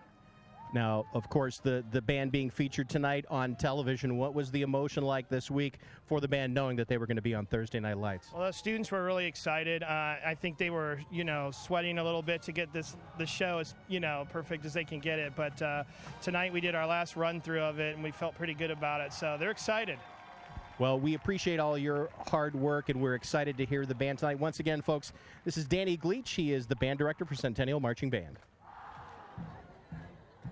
Big thank you once again to Danny Gleach, the band director for the Centennial High School Marching Band. Coming up, more of the Music Around Marching Band sound and the halftime show here on Honda's Thursday Night Lights on the CW Columbus.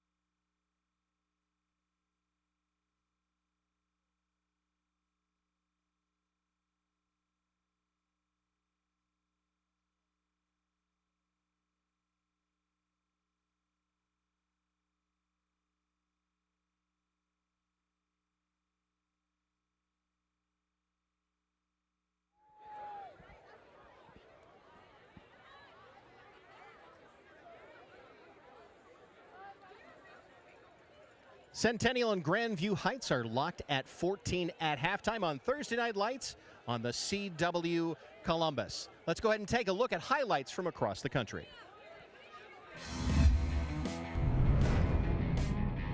Denny has dialed up a game plan that has worked. What a hit, and it's picked off. A tip drill interception, and that's going to the end zone for Brock McChesney. Just as you were talking about, the defensive game plan.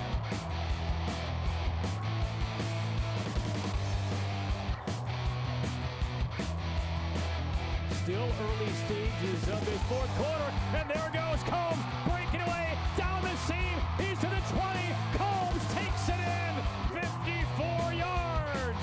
Nursing is about to turn it away to Cabrera. And that is blocked.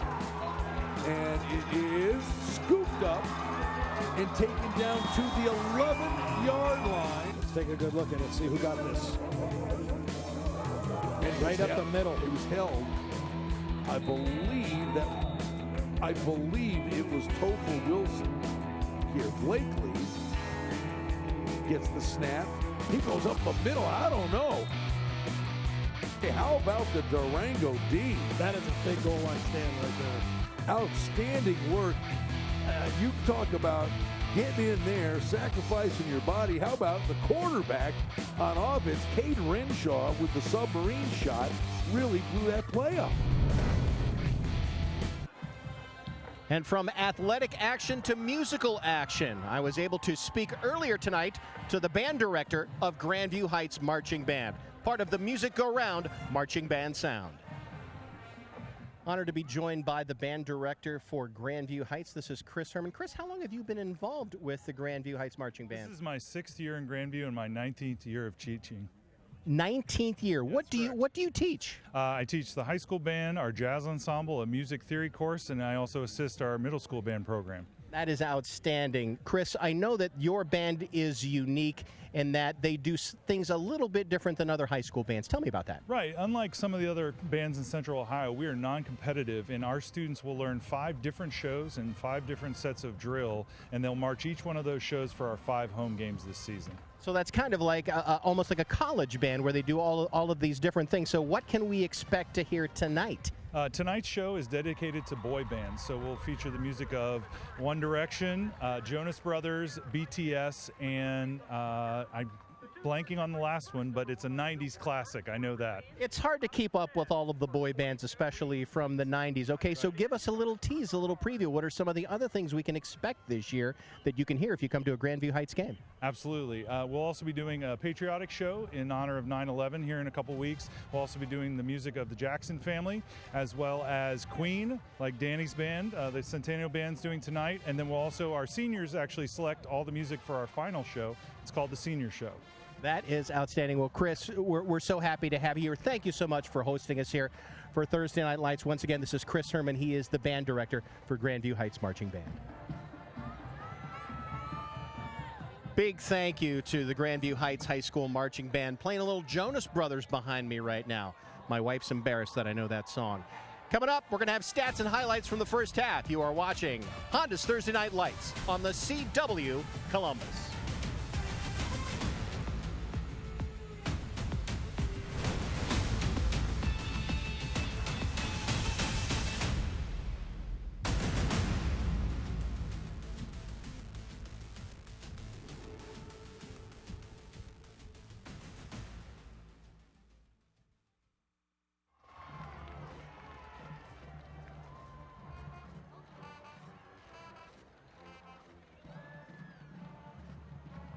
Okay.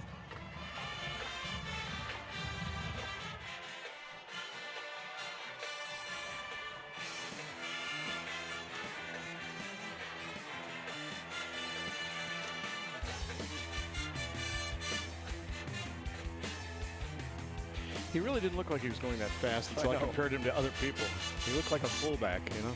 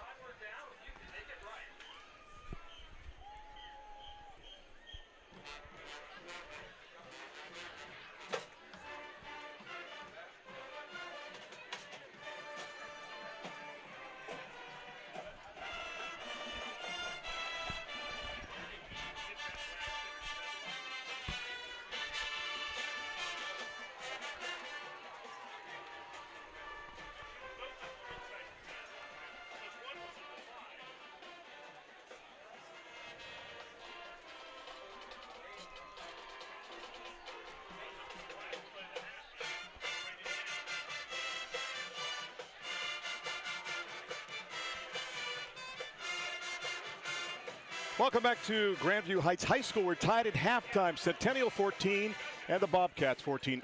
Up high above Grandview High School. Randy Reinhardt, Jeff Logan. A very entertaining first 24 minutes of football. Huh? You know, really interesting. Grandview Heights went out and controlled this football game early on, Randy.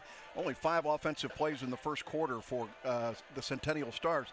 But then everything kind of flipped. It changed, and there's really no explanation. There wasn't a major play, but all of a sudden, the Centennial Stars got their groove on, and they were able to complete some passes. They made a huge drive at the end, tied this thing up. All of a sudden, they're going to get the ball to start the second half. I think the key was when it was 14-6, and Grandview could not convert. Centennial got new life, came downfield and scored and made it a brand new game. Let's take a look at some of the highlights. If you missed the first half of action, you missed a lot. It all started with Kyle Casey on a 1-yard keeper to take it in. They'd add the extra point, Jeff, and it was 7-0 Bobcats. Yeah, ball came loose there. He recovered it in the end zone, and it's good for the score. And then right after that, they kicked the ball off to Syquee Womack, and wait, bye-bye. Watch. This is just pure speed. And Syquee takes the ball to the house. Again, this is something they have perfected. He had 3 of them last year. Starts off the season this way. And then Corey Culp was the intended receiver on this play. We don't know. We don't think so. But watch the dedication, the concentration. Over his shoulder, pulls it in for the touchdown. And then it was 14-6 in favor of Grandview. But Centennial would get some chances late. A great interception off a deflection here. They had 2 turnovers in the first half. This was the only one that was really a drive killer. And again, that's Syquee Womack able to come up with the big tip the ball interception to stop that drive. And then they cheer Louis as Davis will take the ball down the sidelines, 39 yards, narrowly escapes the sidelines, cuts back inside, and waltzes in for the touchdown. That made it 14-12. Then Gilbert says, you know what? I'm going to answer and knock this thing at 14. Yeah, I think Gilbert was spectacular in this first half. They really didn't complete a pass, Randy, until that second half of the second quarter. And you can see those 57 yards of passing for Centennial, most of those coming late in the second quarter. And the third down conversions came late in the second quarter as well, too. All right, keys of the second half. If you're Centennial, you've got some mojo going, and you get the ball to start the second half, right? Well, you got to stop making mistakes if you're Grandview, all right? And you know, the number of penalties that they had, I think, had a lot to do with the loss of the momentum in this football game.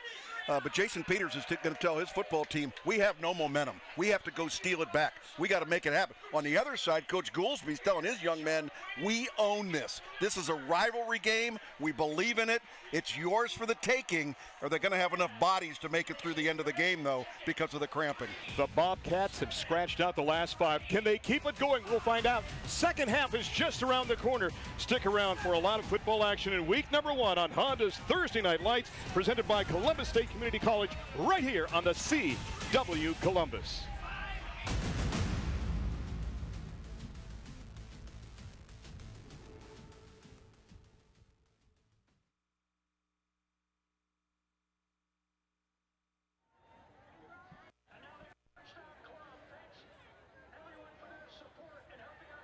Coach, a lot of positives to end that first half to get you back in this game. What was the message to your team in the locker room?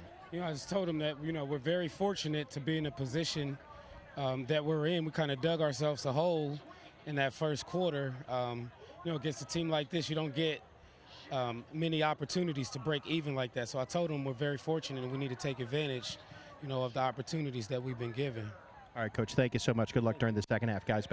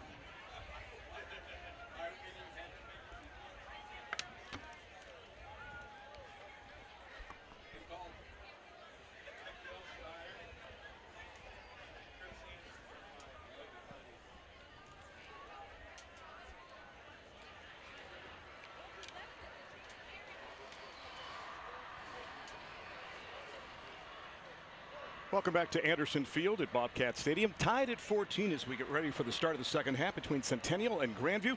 Let's head down to the sidelines. And Mike Todd is standing by with the head coach of the Stars. Coach, a lot of positives to end that first half to get you back in this game. What was the message to your team in the locker room?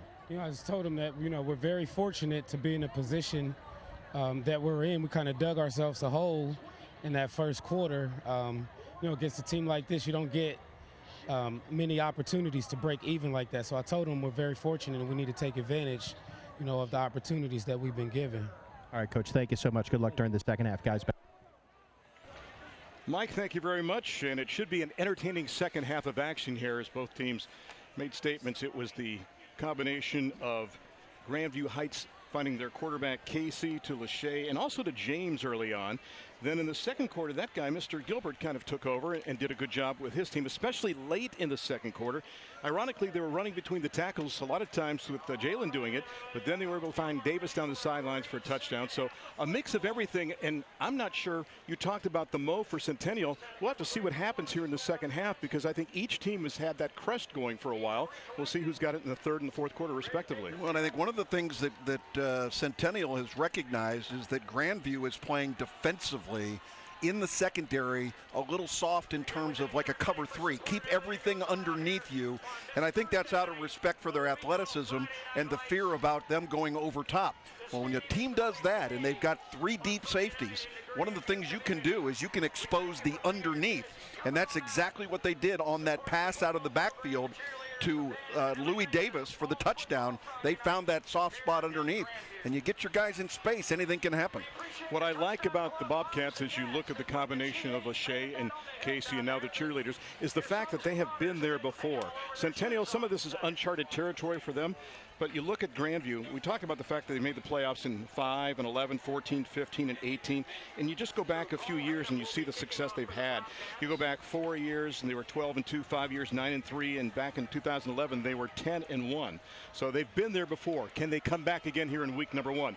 It's time for the Dr. Pepper kickoff. Dr. Pepper, the official drink of Fansville. We're underway in the second half of week number 1 on Thursday Night Lights, and the return. Womack's going to start at the 8 this time across the 15 to the 20, the 25, and out near the 27-yard line. And the Stars will have it to start the second half.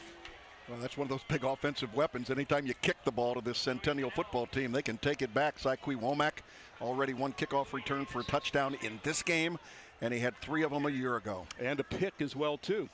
And it looks like he's healthy to start the second half, or as healthy as you can be. Aren't cramps a condition that can reoccur in the second half? Yeah, and Randy, with many of these players for both teams playing both offense and defense, it exacerbates the problem and puts you in a tough situation. So hopefully they can continue to stretch out as best they can. Here's what Jalen did in the first half, and we've got a flag already before we even start things here from the line of scrimmage with 11:55 left to go. Bob Severance is our referee tonight. I think we got 12 football players on the field, if I'm not mistaken. I got dead ball, I got substitution on the white. Yep, one too many. Works well when you can do it. So now they'll go with 11 on this play. They had 5 wideouts on that play. Tough to defend. Yeah. That's everybody wanting to help their football team. That's when you need that 4-2-6 defense just about, you know. So mark it back 5 inside the 25 to around the 24-yard line. Be 1st and 15 before they get off a snap now. It's like playing blackjack when you're going to 21 and you get 1 too many. I don't know. I don't have your kind of disposable income, sir. I didn't say you're playing for money. Okay. 2 wide to the top, 1 to the bottom. High snap again. And this time Gilbert's going to keep it and get a lead block from Davis and get what he can and get across the 30-yard line to around the 31. Boy, that was not the scenario early in the first half, but late in the first half, the snaps were a lot higher coming back to Jalen Gilbert. Well, he's doing a good job of reaching up and getting those balls and making sure that he doesn't lose control. Well, if your quarterback is 6'4" and the snaps are high, you know you're snapping the ball high. So mark it out to the 32-yard line. They have to get it up to the 39 for a first down. It'll be second down, and let's call it 8 from there with 40 seconds evaporating off the clock in the third quarter. It's Gunnell widest to the top now. To the bottom, the lone wide out is C.J. Dean. Again, a high snap, and this time Gilbert will keep again, and they'll just find a couple yards maybe. out across the 34-yard line. In fact, they're going to stop him shy of the 34, so it'll be third down from there. Those high snaps are not a problem until they become a problem, and that time the high snap really screwed up the timing of the zone read there in the backfield. Sticks are wrong. They've been wrong along the far side. Now they correct them to third down. All right, so momentum, Randy. We talked about the importance of continuing the momentum that you had in that second quarter and trying to take it into the third quarter. The key to that right now is converting here on this third down. Womack is in the slot to the top. See if they go back to Louis Davis out of the backfield. They need 7 on third down. He's open. Same play before. They scored the touchdown of 39 yards, and he's got the first down and down the sidelines, 40, 35, and backs his way to the 33-yard line. The exact play. They go wide to the right, dump it to him in the flat. We talk about getting the guys in space, and the Stars able to do it again. And a big gainer again for Centennial. Well, that's exactly what we talked about. And here he finds him open, looks downfield, creates it, and you can see how he's going to really tiptoe the sidelines here as he goes down. Plenty of room for the first down. And how about the burst of speed by Louis Davis? 1 for 39 in the first half. Make it now 2 for 73. That one good for 34 yards. 1st and 10 now. Mark the ball at the 33-yard line. So it's almost like the run is setting up that pass play, because right now they haven't found a whole lot between the tackles, but when they work it outside, they've been able to find that open pass play. They'll readjust now. Womack will go wider to the top, as will Overton. Tavares is widest to the top. Taking their time, very patient. He's going to look down to the back judge there. He's got the call. Quick pop. And it's dropped. That was a forward pass, by the way. And if there's ever a question as to whether it's forward or backward, normally they will rule in the favor of it being a forward pass. There is no such thing as a lateral, remember, in high school football. There's just two things. And that one was incomplete to Womack. Watch again here. They got the trips out there. 2 blockers downfield just trying to get the ball out. You can see Syquy Womack just took his eye off the ball. 15 catches a year ago for 387 yards and 3 touchdowns. And you can tell he's an important part of this offense in 2019. The Bobcats want to turn up their defense now. Mike Lanza coordinates that a 4-3 athletic defense that they've got. They need to make a stand here. 2nd down and 10 from the 33-yard line. That time it's a low snap. Davis has got the handoff, turns the corner inside the 30. He's got great acceleration to the outside. Gets a nice gain. He'll set up a third down play with just over 10 minutes left to go in the third quarter. You know, Grandview defensively has got to be very careful of containing and keeping the ball from bouncing outside, and that's your defensive end and your inside linebacker's responsibility. And Connor Doby is number 63, plays that strong linebacker position. He, along with the defensive end on that side, they've got to make sure that they do not break contain. Do not allow that man on the outside. Doby's number 63 for the Bobcats. A bit of a surprise. 6'2", 185. Is really impressed in scrimmages. You look at his numbers. I think he was in on 1 assisted tackle last year, so he's really stepped up to the forefront for Grandview Heights. On a third down, and let's call it 3 from inside the 27 near the 26-yard line. Power formation, and this time Gilbert will tuck and back his way and fight and get at least 7, carries the scrum inside the 20, inside the 15, down to around the 12-yard line. Carrying half of the opponent and half of his team with him, and gets a big gainer. Nothing fancy there, but it moves the sticks with 9:52 left to go in the third. Boy, that's a lot of steam moving in that direction. And, you know, Jalen Gilbert, a big boy to start with, Randy. 6'4", 225, and he keeps those legs churning, and now the offensive line gets in place, and they're going to decide to just shove the pile. That's a pretty good work. You can see Justin Grimes, the left tackle, number 52, making things move. Number 12 picks up 14 yards on the play. 1st and 10 now from near the 12. Under 10 left to go. You see the vital stats on Mr. Gilbert. Big man. This time they go with a 2-back look from an eye set. Davis gets the handoff and gets nothing on the play. Great penetration by the defense. The first guy to get through was Glenn Cribbs to help push that to the left side. The weak side linebacker last year, 20 solos, 26 assists, a sack, 4 tackles for a loss, 1 fumble caused, 1 fumble recovery, and number 16 is a 3-year starter as well. You know, big plays down here in the red zone. You know, Centennial, pretty decent kicking game, Randy. They've got the ability to be able to kick a field goal, but they're thinking 6 points here. They got to continue this drive, and they've converted on third downs along the way. 2nd down and 10. Darian Davis needed to tie his shoe. We had a momentary stoppage of action, and now we're ready to play again. 2nd and 10, no gain on that first down play as they went to the eye look. That was probably the first time they've shown that, I think, in this contest tonight. This time one back look again is Louis Davis to the left of Gilbert. Jalen to throw, has a man underneath, that's Gunnell, and he gets kissed right around the 7-yard line. Good contact that time by Kyle Casey to make the hit, but a nice gainer for the Stars as well. I don't know what Kyle Casey's future is as far as playing college football or playing at the next level at all. He plays quarterback, he plays this cornerback. I'm impressed with the way he plays on defense, Randy. Not to take away from his job on the offensive side, but that is a textbook tackle when you're out on an island coming up and making that play, putting your face on his face and making it happen. Very impressed with Kyle Casey on the defensive side. I'm not sure if he's a musician, but he did rap well on that one, didn't he? 3rd down now, and they need 3 from the 5, so they can get a first down at the 2. Is it Davis time? Yes, but we have a hanky before, and we have a false start, I think, on the offense. Number 55, 5 yards, replay 3rd down. So the false start will move it back 5. And what was 3rd and 3 is now 3rd and 8 from back of the 10-yard line. Well, normally you say you've got more room to negotiate, but I'm not sure they need that, so we'll see what happens here.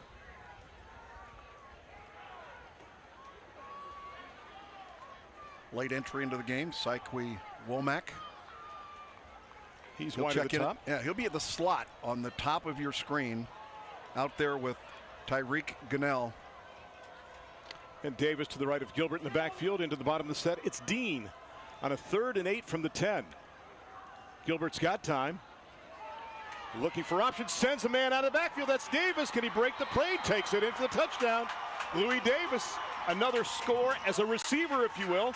Takes it in for the score to make it 20-14, and that's another Ramos Roofing touchdown. And we got an injured Bobcat on the field down about the 2-yard line, and second receiving touchdown for Louis Davis, and it's going to be a cramping situation. First time we've seen it, at least noticeably, on the Grandview side. And again, this is a play that is made by Jalen Gilbert. He keeps this play alive when it was going downhill. He signaled to Louis Davis to get open, get free, and Davis was able to catch the ball, put a little sugar on him down by the goal line, and take it in. But again, keeping the drive alive by the quarterback, Jalen Gilbert, makes this play go. Louis Davis takes it in for the touchdown. Now it's 20-14. And still attending to the player for the Bobcats is cramping up at around the 3-yard line. So Coach Gooseby happy with his team's performance here early in the second half.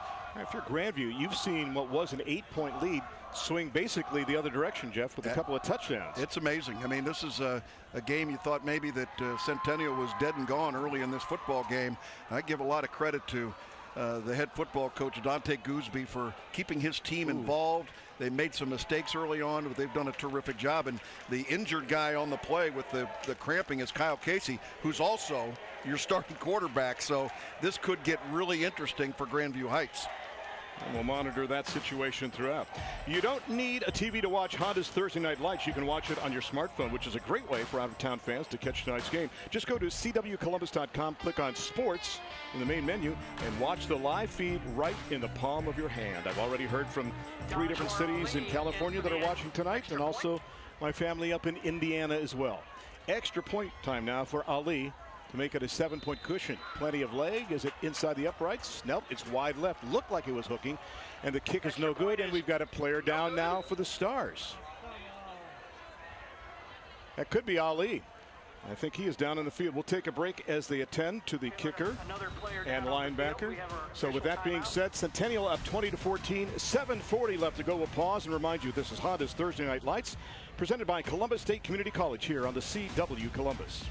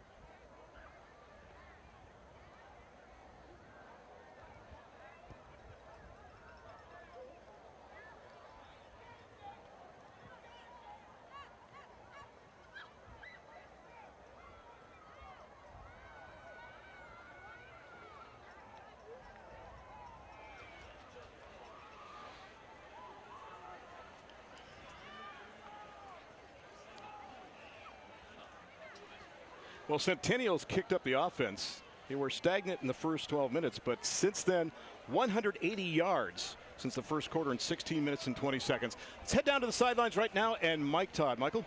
I am watching us on my phone. Look at that. That's amazing. Can I call you right now? You can. Please don't call me or text me right now. Also, my family in Hawaii is watching right now as well. Can you say something in Hawaiian? Aloha. Oh, I thought you were going to say book 'em, Dano. Mahalo. They left you behind and went to Hawaii? No, I have family who live in Hawaii. Just curious. I thought maybe they dumped you on the side and took off for Honolulu. Please don't give them any ideas. See, Mike escaped. They're suffering in luxury instead This is right witness now. protection, I think, is what it is. Here's your scoring summary for that drive by the Stars. 9 plays, 71 yards. Usurped just more than 4 minutes off the clock as they've been attending to Mr. Ali down on the field after the extra point try. It was really weird because there was no contact on the try for extra point, and it almost looked like all of a sudden, oops, he went down, and Dejoir slowly to his feet. Now, the question you've got to ask yourself is, here's your kicker. He's a little tender coming off the field. Casey's been stretching along the sidelines here for the Bobcats. He's your quarterback. Jake Leach, by the way, is their backup, and he is just a sophomore, so we'll see if Casey can come in. It's time again for the Aspen Dental Smile Cam. Aspen Dental has offices in Hilliard, Delaware, Pickerington, and several other Central Ohio locations. Schedule a new patient appointment at aspendental.com. Aspen Dental, simply easier. Nicely done, ladies. Now, I got to be careful with this, Randy. I'm going to get myself in trouble. Oh, boy. But a dedicated kicker, all right? Not a guy that plays offense and defense, all right? But a dedicated kicker who has been on the field now maybe 2 or 3 times tonight. You want to explain to me how you get a cramp? Just a logical explanation, because you're all full of logic. But Dejoir is their middle linebacker, too. Uh-huh. And it's a short kick. The return going to be by Paul Hayden, who's also a kicker. All right. Out to the 36-yard line. But he's the starting linebacker, too. All right, I'll give you that. I thought he was just a dedicated kicker. No, so this is Division III, my bad. sir. My bad. Yeah. He's also your right guard on offense. All right. He doesn't get a down off. The running backs are the guys that, don't play that much, especially the old-time ones. Well, if I ever see a dedicated kicker get a cramp, though, I'm going to lose it. You make it sound like dedicated and kicker are mutually exclusive terms, by the way. Here's Casey's numbers from the first 2 quarters of action, and Kyle back out there. Impressive numbers until you look at that last category. Of course, one of those was late in the first half as well, too, but 158 yards for a team that averages normally 115 yards passing. At least they did last season. Lachey's got the catch. Little juke move will get him out to near the 44-yard line. So a good gainer on first down, setting up a second down and short. Now, for the first time ever, the Bobcats are on the short end of the scoreboard. If you're going to play a little soft out there, they're going to give what the defense takes. Luke Lachey in the first half, 8 receptions for 86 yards. That gives him 9 on the night with that catch there. Anybody else you want to pick on who's playing on both sides of the football? No. Okay. That was rude. Second down and 3. 7:03 left to go. One man in motion. That's James. The handoff goes to Darian Davis. Squirts through a little gap out to the 47-yard line. Indeed, that is where the sticks are. So we'll see where they mark his forward progress if he has enough to move the chains with 6:50 and ticking in the third quarter. Yeah, they're going to move it back a little bit. And you can see what Darian has done in the first 2 quarters. 43 yards rushing. Last year, he rushed 39 times for just under 200 yards. As we mentioned, he's played in the shadows of guys like Hudson Jump and Harrison Morosky in the last couple of seasons, but he is the featured back this year. A guy that played a lot of defense in the past, still doing that in the middle.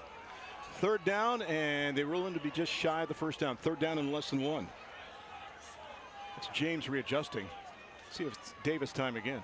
It is, and he's got about a yard, and that's about all he needed. So he's got the first down at around the 47-yard line, maybe the 48. 6:10 left to go. All right, if you're Grandview, Jeff, what are you looking for offensively? Well, just some momentum, Randy. They just kind of lost their entire mojo in that second quarter. This is their first drive here in the second half. First time they've had a chance to have the football, and they've got to answer. They got to get themselves back in this game emotionally and on the scoreboard.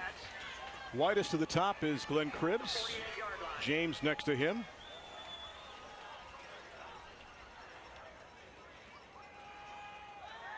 It is Casey rolling, gunning downfield, and there's flags aplenty being tossed at the 48-yard line. Pass falls incomplete. A referee tossing the flag, and holding is the call. Holding. Bob Severance does not wait to make the call, does he? He's pretty immediate with that call. I wonder if that's one concern with that 40-second clock, that the officials are making the calls a little more rapidly now. Randy, I think that's 7 penalties, 6 in the first half. Number 62 in the offense. 10-yard penalty. Replay first down. 6 penalties in the first half. There's a big one. And that's going to bring up first and what now, 15? No, it'll be back inside the 40, so it'll be closer to 20 yards. Yeah, 20 yards. Now, Lachey was out for that play. He gets a chance for a brief rest. James is another guy that's been open in the flat a couple times. We talk about Davis on the other side. James in the first quarter, remember, was a real factor. Let's see if they look to him. He's going to go wide to the bottom. Widest to the bottom, that was Trey Cook. That's James in motion. He wanted the jet sweep. Almost looked like he wanted to throw the ball, readjust the football in his arms, spins out to the 41-yard line, and Gunnell hits him there for a short gain with 5:40 left to go. Boy, good tackle by Gunnell coming up from that cornerback spot. Not a big kid at 155 pounds, but he delivers the wood. Good football player out there. Again, jet sweep coming around, and this kid's got some motors. I mean, he's going to get around the corner. Watch number 2 come up and just make the play. Very impressive. Short gain on the play. They'll pick up 3 to the 42. It'll be 2nd down and 17 from there. 2014 Centennial with their first lead in this contest. They had knotted it at 14 just before halftime. Same scenario with the same 2 guys wide to the bottom. And on the slant, pass goes to James, but there's a flag down on the play. It's coming back. James is going to take it the distance, but the flag is probably going to negate the touchdown by the Bobcats with 4:53 left to go. They never got set at the line of scrimmage. Quarterback's responsibility, look both ways, make sure you got your guys set, and the last receiver on the edge trying to get himself set was moving. Motion. On the offense, 5-yard penalty, replay second. Makes you wonder if there were not a little bit of a layoff by the defensive football team when they noticed that penalty, Randy, but my goodness. Take a look one more time. Watch the helmet at the bottom of the screen. You'll see the bob. Actually, that's not it. There was another receiver down down here. Further out. Yeah, there was another receiver that had never gotten set on the line of scrimmage. Number 4 here, bottom of your screen. That was the guy that did not get set. Still, there he is to the right of your screen, and he was not set at the time the ball was snapped, and that's why the call was made by the official. Brings that touchdown all the way back to the 37-yard line now, where it'll be 2nd down and long. 2nd and about 22 to Lachey in some open field. Look at the long strides across midfield down to the 46. My goodness, he eats up 5 yards in 2 strides. That's pretty impressive by that young man. And again, his dad's a former Buckeye. I'm a Buckeye, and I'm trying to figure out why in the heck is he going to Iowa? Should be going to the Ohio State Buckeyes, but that's a great opportunity for this young man, and I'm sure he's made the right decision for his future. He'll be an All-American tight end when he gets to Iowa. I can promise you that. He'll come back, and he will haunt Ohio State. Not only long strides, but rapid strides as well, too. So 3rd down, after they needed 22, now they only need 3 for a first down. Approaching 4 minutes left to go. Lachey is joined by James to the wide side of the field. This is the same situation. Watch again. Quarterback's got to make sure that receiver gets set at the top of his screen. Quick pop to the outside, and it goes to James, and that thing just floated on him. Now what do you do? Do you go for it here at the 45, or do you punt it? Boy, this is a tough call. This is a tough call. You want to rely on your defense. Looks like they're going to go ahead and punt the football away, and Jason Peters cannot be happy there. The 2 big mistakes on that play, or on that drive, holding, which was a huge penalty, and then you have a touchdown returned on the ball on a wide receiver not getting set. And that's what Jason Peters is talking to his quarterback about, is making sure that you're the boss out there. You got to make sure everybody is set before you call for the ball. Connor McCormick to punt again. Takes that right into the breadbasket and gets it off, and Womack's going to run up on it and make the catch at the 14. Get away from there, reverses field, and drags the defender up near the 19-yard line. So he ran about 20 yards to pick up about 5, but the Stars get it back, and they're on top with 3:49 left to go in the 3rd, right here on the CW Columbus.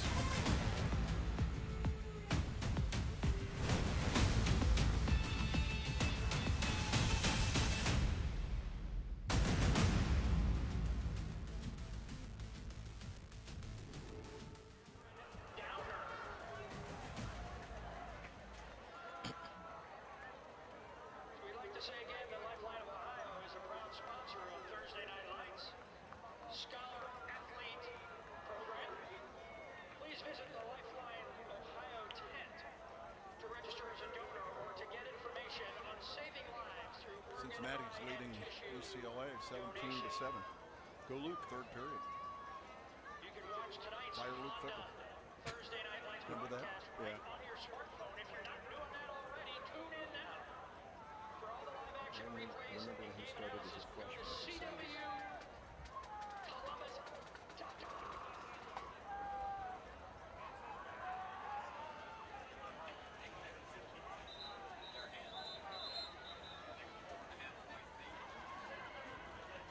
These young ladies looking for something to cheer about. Their team is down by 6 right now, 2014. Late in the third, Randy Reinhardt, Jeff Logan, along with Mike Todd. Glad to have you aboard. Dean Marini and the fabulous crew from Image Video doing a great job as always and making some new stops on the 2019 tour featuring teams we've never seen before like these two. Later on, we'll have our furthest trip where we'll go to Chillicothe as Logan takes on Chillicothe. So we continue to expand our reach. Everybody wants to be a part of Thursday Night Lights. So 1st and 10 for the Stars now from the 19-yard line.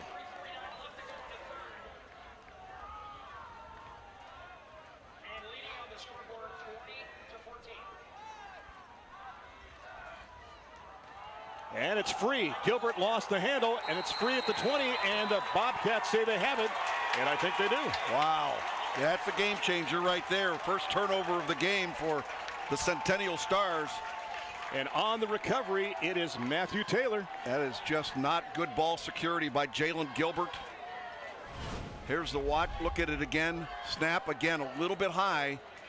And you can see the exchange problem right there between the running back and the quarterback. That's one of the fears of running that zone read, is you put that belly or that ball in the belly of that running back, but you've got to make sure you've got control if you're going to pull it back.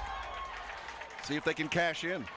1st and 10 after the Taylor fumble recovery from just past the 20. Casey looking, dumping to James. This is what was effective early. They go back to it and get a good gainer.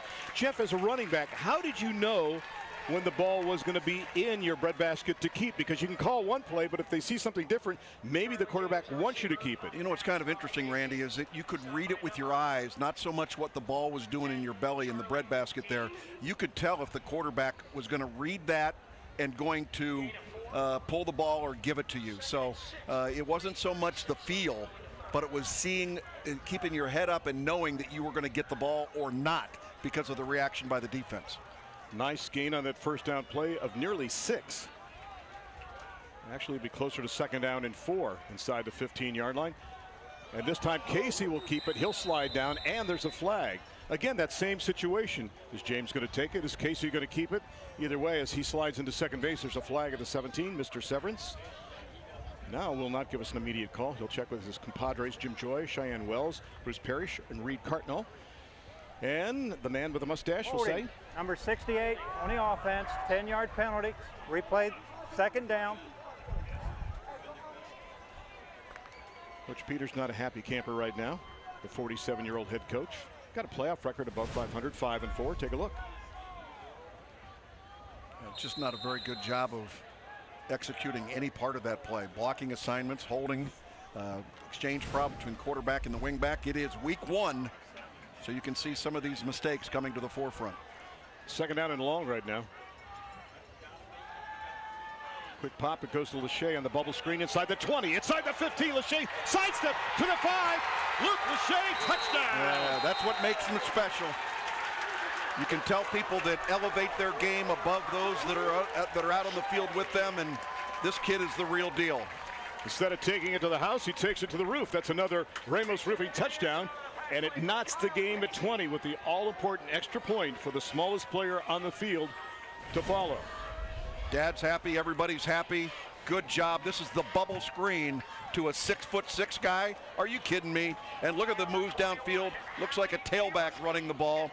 And that is a huge touchdown for this football team. Great execution by Luke Lachey. Hallie Georski to make it a 1-point Bobcat lead. The kick is up, and it's good with 3:09 left to go.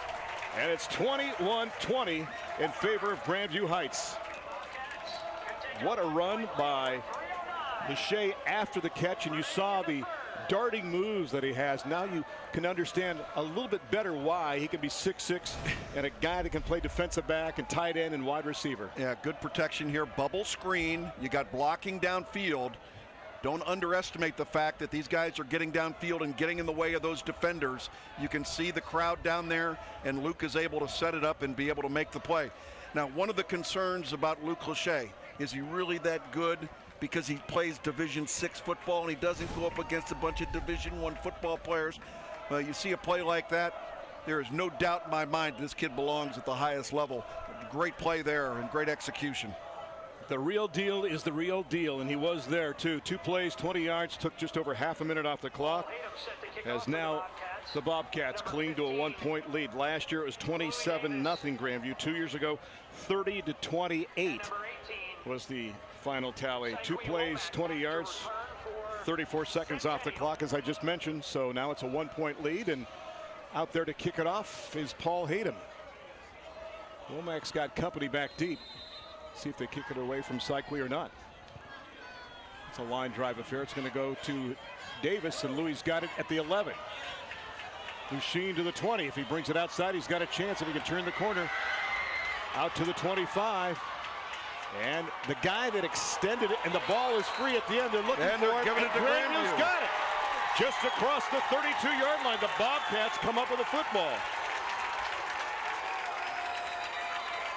Boy, what a huge break for the Grandview Bobcats right there in front of their bench. And you can see. Was it Darion Davis, number 2, who came up with it? Well, I was wondering if his knee was down, basically. Let's watch the tail end of this. Coming right into your living room. Great pictures by our staff. Let's see if the ball comes loose. You can see him fighting it right there.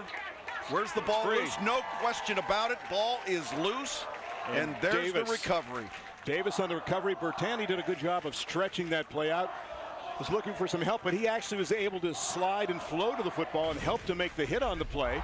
And now the ball goes back to the Bobcats again from the 33-yard line. This could be make or break time now for the Stars, only down by 1, but you've got to make sure you can control things defensively. We've got another Bobcat along the sidelines that's getting stretched out. 1st and 10, Grandview. Do you go up top right away to Lachey on a play like this? It'll be interesting to see how they react to this. Again, momentum flipping right back to Grandview Heights. They've got an opportunity to blow this thing wide open as we head to the end of the 3rd period. Lachey wide to the top along with James. Casey rolling, looking for James. Underthrows the pass, and it may be picked off. Intercepted, and Womack has done it again. Womack changed momentum again, and Womack has got the interception. Well, bad decision on that case by Kyle Casey, throwing the ball late off of his back foot. There was not enough zip on that ball to get it all the way down there. I don't know that you can have enough arm strength going that way and throwing it off your back foot to make that happen. And Syquy Womack in the right spot at the right time again for the Centennial Stars. Yeah, not only going to his right, but running away from the line of scrimmage. And Womack, a good job of cradling the football as he makes the pick, and the ball goes back to the Stars. When it looked like the Bobcats had the momentum, it goes back now to Centennial. And a lifetime, Jeff, left in this game. 2:48 left in the 3rd. Ebb and flow back and forth. This has been a football roller coaster in week number 1. Now what do you do on offense? Don't fumble the ball. Don't turn it over. Easier said than done. Yeah. 1st and 10, mark the ball smack dab at the 20-yard line. And a flag. Did they take too long? Yeah, they did. Remember, this is where we go back to what we talked about before. The play clock, how it changes now in high school football. Okay, I got the goal line. On a change of possession, you have 25 seconds now, not the 40 that you have between all the other plays. So you better have your team ready to go. Now it's 1st and 15 from the 15. Dean widest to the bottom. See if it's Davis time again with a clean handoff. Nope, it's going to be Gilbert on the keeper, and he picks up nearly 11. It looked like he was going down after a 4-yard gain and still found a little seam and a little opening there to burrow out to around the 25, maybe the 26. That's what Woody Hayes used to call leaving a string of pearls behind you. Watch exactly what happened. he takes the ball up inside and missed tackle after missed tackle, and you continue to keep yourself churning. And there was just a series of Bobcats just laying down the line, and quarterback Jalen Gilbert making a big play. Cribbs looked like he was trying to strip the football as he grabbed through, but the only thing he could get was his arm, and Gilbert was able to just knock him off the football. Jalen to throw on the quick out, has a man, and he drops the football. Pass incomplete. It was intended for Gilliam, the tight end. Kelvin, a 6'4", 237-pound senior, likes basketball, track, and music, and environmental science. There was a little contact that came over after he dropped the ball. And now there's a flag. Yeah, and, you know, there should not have been a penalty on the little bit of contact that went on. We got dead ball. Unsportsmanlike. Number 37 on the offense. His first penalty. That's is massive. That's the right call. I mean, yeah. Kelvin Gilliam, number 37, you know, it just lost his composure there. Not that he didn't have a beef, but sometimes you just got to stuff it. You can see here, just a little bit of contact there, took offense to it, and didn't walk away. That's the problem. And you can see right there, trying to help out the situation was Tavares Overton, but too little too late, and the ball's now back at the 11-yard line. So it could have been 3rd and short, and that's a dead ball foul too. That was after the play was over, so now it is 3rd down, and they need to pick up just about 19 yards for the first down. They got to be careful, Randy, from a delay of game standpoint too. Very slow getting themselves set. Very slow getting the play call on the field. And again, this would be the 40 seconds between plays here. Yep, but there's the call by the back judge. Already got his hand up. 4, 3, 2. They're giving him an awful lot of leeway here. Apparently the first hand pump was not the 5-second call from the back judge, because we've gone 15 seconds beyond that. It's taking forever. Yeah. 2:02 left to go. Gilbert needs nearly 20 on the play. He will eschew the pass and try to run and get up to the 15-yard line before he's brought down by Darian Davis. Good job flying to the ball by Darian Davis. Yes, coming up but this was a dangerous way to tackle too, almost like a horse collar, and Gilbert is not getting up. Watch the way he grabs him down. It looked like it was from, you know, it was a high tackle. Yeah, it was a high tackle, but grabbing him by the, you know, the jersey is not the penalty. Watch here at the tail end. Yeah, he just had him by the armpit, the jersey under the armpit. I mean, it probably a cramping situation as much as anything, but not a penalty by any stretch. Well, the problem is that your punter too. Well, look at the left knee too, the way the left knee was bent. Dangerous in terms of going down. Oh boy. So they'll attend to him, and we'll have to see what happens on 4th down too from a punting situation. Friday night, before the 11 o'clock news, folks, join host Jay Richardson for AEP Ohio First Scores on Fox 28. Get the scores and highlights from the best high school football games in Central Ohio every Friday at 10:45 p.m. only on Fox 28. Jay looking very dapper in the suit there. And by the way, at the start of the 4th quarter, we'll go back down to the sidelines where our Mike Todd will interview Robert Brown, principal of Grandview Heights High School. You know, I know the crew is excited because this is the closest possible high school to the CW, but Jeff, this is a great environment too for high school football. You talked about D6, and what we're trying to do this year with our schedule is visit a lot of places that either get not a whole lot of visits or places we've never been before. We're going to Watkins Memorial in week 2. We've only been there one other time. What's also interesting is we're going to Chillicothe for the first time ever, and in week 10 we have a first ever CCL game between DeSales and Hartley. And normally that is for everything. Yeah. CCL championship, perhaps a playoff berth as well too, and that game will be a sellout. And what a way to cap off our regular season in 2019. So that and more coming up on our schedule this year, as they now are going to bring the medical equipment out. It does not look positive. I looked at the way that left knee was bent, and that's my concern. Clearly not a cramping situation. They're bringing more of the medical staff out. It's never wrong to have fun, folks. America Says is the game show that's filling in the blanks and answering the questions the whole country is talking about. Join host John Michael Higgins for the hilarious new game show America Says, starting Monday, September the 16th, followed by Family Feud at 7, right here on the CW Columbus. John Michael Higgins, you probably don't know him. I'm a huge fan of his. He stars in a lot of the Christopher Guest movies, too. Great sense of humor. and he should be a natural for that show coming up on September the 16th on the CW Columbus. Not the scene we want to see on the field right now as they start to unfold some equipment right now. You just wonder if they're going to put a brace perhaps on that leg, or maybe even an inflatable cast. Now, the interesting situation here is Blake Bennett would normally be the backup quarterback, 6 feet 220 and a sophomore, but remember he had cramped up earlier in the contest too, and he was also an outside linebacker, and that's the question. Obviously we're definitely concerned about Jalen's health, but then who fills in all these gaps? Because when you talk Division III and Division VI, Jeff, you're not talking about a depth chart that goes very deep. We talked about the fact that Centennial only dressed 26 players before the start of this game tonight. So now we understand it could be his arm that they're attending to down on the field. If we get a chance, maybe we'll take a look at that replay one more time. And Mike Todd's down there on the sidelines. Coach Mike Peters is out there. Right there in the mix. Any idea, Michael? Well, what I'm seeing is it looks like they're putting an inflatable cast on his left arm. And compliments to the training staff and to the paramedics. They were right on the scene. But yeah, it looks like they have an inflatable cast on his left arm, and it may be broken. So, of course, you never want to see anything like that. But just thankful for the medical staff to get out here as quickly as they did. There you can see right there.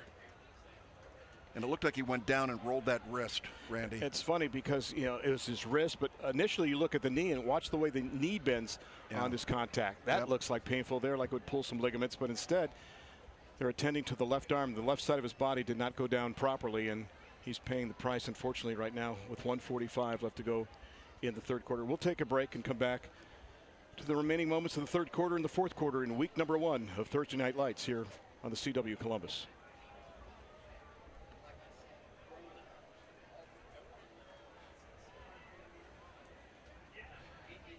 Why do they need that one and they have that one? There.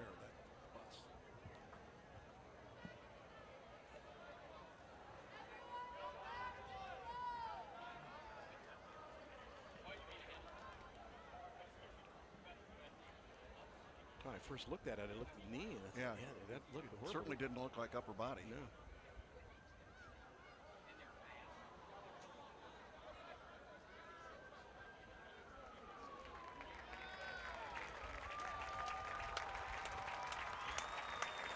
Let's hear it for Jalen Gilbert.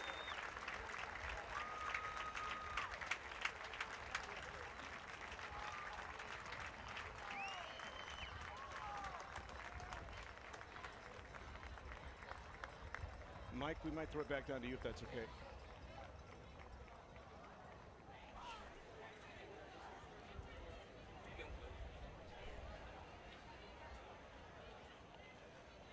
So methodically, Jalen Gilbert is working his way off the field. Let's go back down the sidelines and get the latest from Mike Todd. Mike? Well, it is a break in his arm, in his left arm, and it appeared to be when he went down. It just went down a wrong way.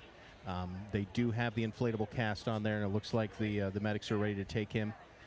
Just a horrible scene down here. The family obviously upset. His young competitive man, to get an injury like this the first game of the season, it just breaks your heart. Young man who likes math and part of the student council, all district as well too, as a football player, and we mentioned just doing a great job academically. Now he's got a chance to be a model for his teammates as well too. Andy, your observation on the left knee is probably a part of the injury as well. You can see he's very unstable on that left knee, and it looked like he might have hyperextended that side as well. So a combination of things happening on that tackle. Folks, after tonight's game, be sure to tune your television set to Fox 28 News at 10. Get a first look at what's to expect when you wake up in the morning, and first warning weather expert Marshall McPeak will have your weekend forecast. Fox 28 News at 10. No more, no first, and I religiously watch them. Not only at night, but I start my day with the folks in the morning. With Kurt, Jessica, Mike, and Buck, and everybody. Good Morning Columbus as well, too. So we say thank you for the great job from a news standpoint that Fox 28, CW Columbus, and ABC 6 do around the clock. It's like Womack back there to looks punt. like he's going to stand back there at the 4-yard line and be the punter on this 4th and 15 play. And it is high and not too deep, and that's going to hit at the 40-yard line and trickle across to maybe the 44-yard line. All right, if you're The Bobcats, you've got the short field. If you're Centennial, you are up against it now. A short roster got even shorter. 90 seconds left to go. Let's see what the Bobcats have up their sleeve. Or next to their paws, I guess. Coach Peters talking to one of his players right now, getting the attention of number 73. And he leads him back out into the huddle. So it'll be 1st and 10 now from the 44-yard line. With 90 seconds left to go. Up by 1 now late in the 3rd quarter. Last year 7-4, 5-5 2 years ago. Before that 6-4. And Davis with a big hole trying to cut it outside, and Darian will get it down to around the 32 before he's pushed back, and just great job of sidestepping the defenders, then using the power as well too to advance the football and the sticks as well. You know, I think one of the things, if you're offensively for the Grandview Heights Bobcats, you got to challenge that offensive line and say, guys, we're going to establish the running game here. All right, we're not going to throw the ball all over the place. We're going to go in and we're going to try and dominate this football game for the final little bit of this 3rd quarter and the 4th quarter, and try and run the ball as best we can. Got Dobies at center and Zimmerman on the right side along with Bertani. Great size there too. As Zimmerman goes 6'2", 235. Bertani, 3-year starter at 6'3" and 215, but very quick first step as a run blocker as well. Under a minute left to go to 3rd, and flags, and we've got a false start on the offense with 55 ticks left to go. 22, dead ball, false start, number 22, 5 yards, replay down. Again, that's a receiver out on the flank that is 40 yards away from the ball being snapped, and saw the movement on the defensive side and actually jumped. And little football coaching 101 along the sidelines now for Mr. Leach, who's also the backup quarterback. He will check out. Lachey now goes wide at the top. He's on an island there. And it'll be 1st and 15 with 39 seconds left to go. Darian Davis to the left side. Now cuts it back. Keeps the legs churning, but great pursuit by that defense of the Stars to make the hit just inside the 35-yard line. So with 24 seconds left to go and ticking, do you run another play if you're the Bobcats in the 3rd quarter? No, bury this thing. Let the clock run down. Get to the 4th period. And in fact, Kyle Casey is already making the slow sojourn to the sidelines with 9 seconds left to go. And that will do it for quarter number 3. 21-20. The Bobcats up by 1. Still 12 minutes left to go in this one in week number 1 of Honda's Thursday Night Lights, presented by Columbus State Community College right here on the CW Columbus.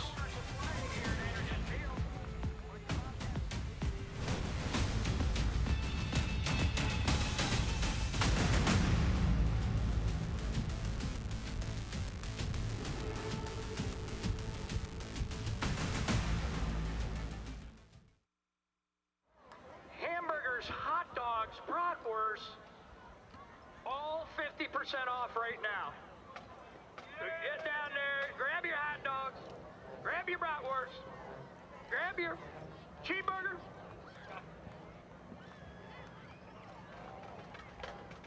Fill up your belly.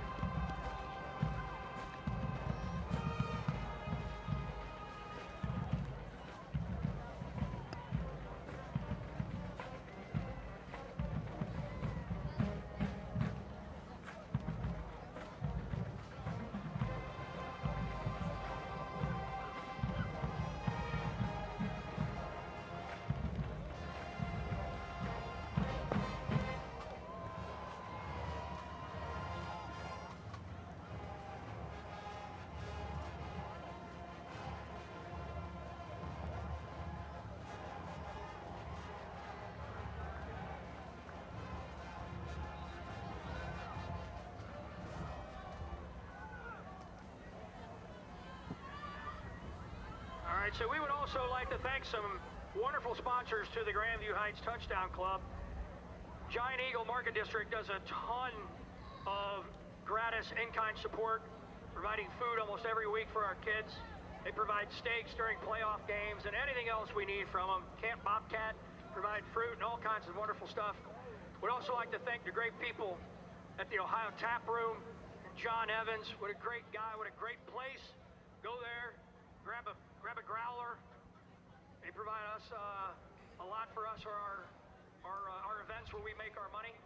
So we appreciate that tremendously. Sherman Williams Paints, If you look underneath the scoreboard, you'll see the big white G8. Sherman-Williams provides us the paint every year for that. We certainly appreciate that.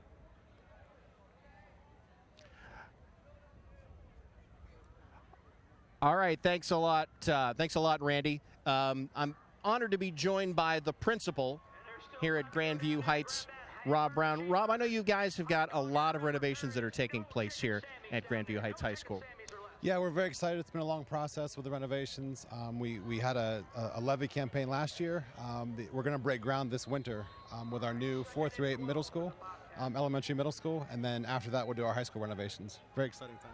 And you've got a lot of programs that are taking place here at Grandview Heights as well. Yeah, we have a lot of unique programs. We have a program that students started that they're teaching. It's a service learning class where they teach other students about different socioeconomic situations. We have an explore class where students tell us what they want to learn. So it's more of a passion project sort of class. This year, for the first time, we have a French class for Spanish speakers. So students who have reached a certain level of Spanish can take French with Spanish as their base language. So a lot of unique opportunities for students. What's it been like getting ready to host your first Thursday Night Lights ever? Oh, it's been amazing. Everyone's just been so excited, and we have such amazing students on and off the field, and a great community, and everyone's just been excited to show the rest of Columbus just how amazing everything is around here. Well, Rob, thank you so much for being such gracious hosts. Guys, back up to you. 3rd down and 8. The handoff goes to Darian Davis, fights for a gap and finds it around the 27, falls forward near the 25. But Jeff, now you've got a 4th down and a couple. I assume in a situation like this you go for it with just under 11 left to go in the contest. I find it interesting. Kyle Casey coming all the way over to the sideline to plead his case, I want to say, on 4th down. What are we going to do here? By number 9, and probably Overton and number 52. That's really interesting. Quarterback taking that much time to come over all the way to the sideline from the far hash to get the call. And 3 for the Bobcats. And 4th down and 3 now from the 25-yard line with 10.5 left to go. Leach way wide to the bottom. Casey going to hand it off, and the acceleration. Davis has got the first down, carrying defenders inside the 15, and Darian has enough to move the chains and keep it going for the Bobcats with 10:21 left to go. That's a challenge to your offensive line and says, guys, we're going to go run this football, stay behind you and make things happen. And that's what's happened here in this drive is they have established the running game, and that is a really good effort by Darian Davis. And you look at that offensive line, 4 of those guys are juniors, and Gavin Downer and Matthew Taylor and Connor Dobies, and also Jake Zimmerman, the lone senior up there, is Joey Bertani. 1st and 10 now, mark the ball inside the 13-yard line. Remember, we've seen quarterbacks do that in the past. They'll run all the way to the sidelines, get the play, and come back in again. It's a lot of wasted energy, in my opinion, with all of the signaling that goes on. You really don't, unless the quarterback's over there pleading his case. Oh, and the flashcards, too. I always love those, too, with the fake plays as well, too. Davis to keep it, bounces it off the right side. And right now you wonder if a battle of attrition is being won by the Bobcats in the trenches. Yeah, they are physical up front. This is one of the things that Coach Gooseby said that a year ago they got out physical by this Grandview football team, and it may be taking its toll there. And you know, the injury to your quarterback and the leader of your football team being taken off to the hospital for x-rays and everything else, that's got to have an impact on the psyche of your football team as well. Got to see if Blake Bennett is healthy enough to be the backup quarterback. If not, it'll be a surprise who's the signal caller the remainder of the game for the Stars. On a 2nd down now, 2nd and 4. Davis, he got drilled in the backfield. What a hit on the play by big number 52, shooting through for Centennial, and that is Justin Grimes. Grimes, the big defensive tackle last year, 9 tackles for a loss and 5 sacks. Described as explosive. So he hasn't taken his foot off the gas pedal, has he? He is really bringing it. And you can see the blocking effort in there by Joey Bertani. And Joey Bertani is a really good offensive lineman. And that is quite a battle between he and Justin Grimes. So now it is 3rd down, the ball back at the 8-yard line. 3rd down from there, they have to get the ball just inside the 4 for a first down. So it'll be 3rd down and 4 from there with 8.5 left to go. They're obviously in no hurry to run a play. Quarterback Kyle Casey over on the sidelines. Going to let it run all the way down until the official tells him you're at the end, and they'll take the timeout at that point. Coach Peters drifting onto the field of play and takes the timeout now. Does so with 8:16 left to go. Grandview burns a timeout. First one taken so far in the second half. Centennial will get a chance to regroup their defense as well, too, in the waning moments of this contest. Jeff, got to ask you something. Did you ever read Nancy Drew growing up? I know the name. Okay. Well, this fall, the CW Columbus is bringing the mystery-solving brilliant teen to life. Nancy Drew is on the case starting Wednesday, October the 9th at 9 p.m. right here on the CW Columbus. Back in the old days, I remember Pamela Sue Martin played Nancy Drew on ABC. By the way, I do have a little bit of a resentment I want to share with you with Mike Todd. Here is Resentment Corner. Your host is Jeff Logan. We were talking early before the football game started, and he kind of looked at me and he said, no penalties. And I said, Mike, you can't use the P word in week 1. And now, Mike, we have 19 penalties on the night for 153 yards. Thank you. Oh, they won't turn your mic on. I'm sorry. They don't even do that. There you go. So they turn my mic on. Okay, it's the first game of the season. My tongue was planted firmly in my cheek. Firmly in my cheek. 19 penalties tonight for 153 yards. A lot of room to coach them up, as they say. Dog eat your homework too, Mike? Yes. Okay, thank you very much. Third down with 8:16 left to go. Third and just about 5 from this spot. Casey rolls, dumps underneath, pass is complete, and Cook extends number 4, trying to get inside the 4-yard line. We'll see where they mark Trey. Well, this will be an interesting situation, Randy. You got a pretty good field goal kicker. Basically, it's an extra point. But a tough angle, because in high school football, as opposed to the college or pro game, these hash marks are wide apart for a very tough angle. You can see a good play call underneath, but unable to come up with the score there. And I think you go for it on 4th down. 4th and 2 for the Bobcats. They can still get a first down. At the 5-yard line. This has got to be Darren Davis. And they'll keep it on the ground, and Casey says we've got the first down, and indeed it looks like the Bobcats have the first down. Darian Davis gets the ball right up the middle. Again, challenge that offensive line to let's create something, make it happen. And at least Darian is signaling first down. Talk about somebody that's learned to carry the mantle in a short period of time. Darian Davis doing a lot of the yeoman's-like work on the ground in this contest and carrying the ground game for the Bobcats, and we'll see where they mark it. They mark it just inside the 4-yard line. We're going to measure. Our first measurement of the season, and we have a horrible angle to gauge this from, but Jeff, if you had to prognosticate, what would you say? I think he had the first down. It all depends on the spot, Randy, but so much of the time you see the knee go down and the officials are right down there. They've got such a great view. And we're not even going to be able to see. We don't have a great view. I don't care what we do. We got all of our guys in the exact right position. Just push him out of the way. They didn't get it. No, it's not short. Even close. And again, it looked like as he finished the play, he got all the way down to about the 3-yard line. But the spotting of the ball was where his knee went down, and they marked his forward progress at that point. Davis threatening to get to the century mark against Centennial as he's at 89 yards. So they'll turn it over on downs and give the ball back now to the Stars. All right, no big deal if you 3-and-out them right here. If you're Grandview Heights, no big deal. I just want to see who the quarterback's going to be. Yeah, no kidding. I don't think they've made the decision yet because I don't see. There he is. Is that there? Is it Saquon? Yep. Yes, it is. It's going to be the man that's done a lot. Womack. Womack, who's done so much. And again, you know, we thought Blake Bennett would be the backup, but he was cramping up as well, too.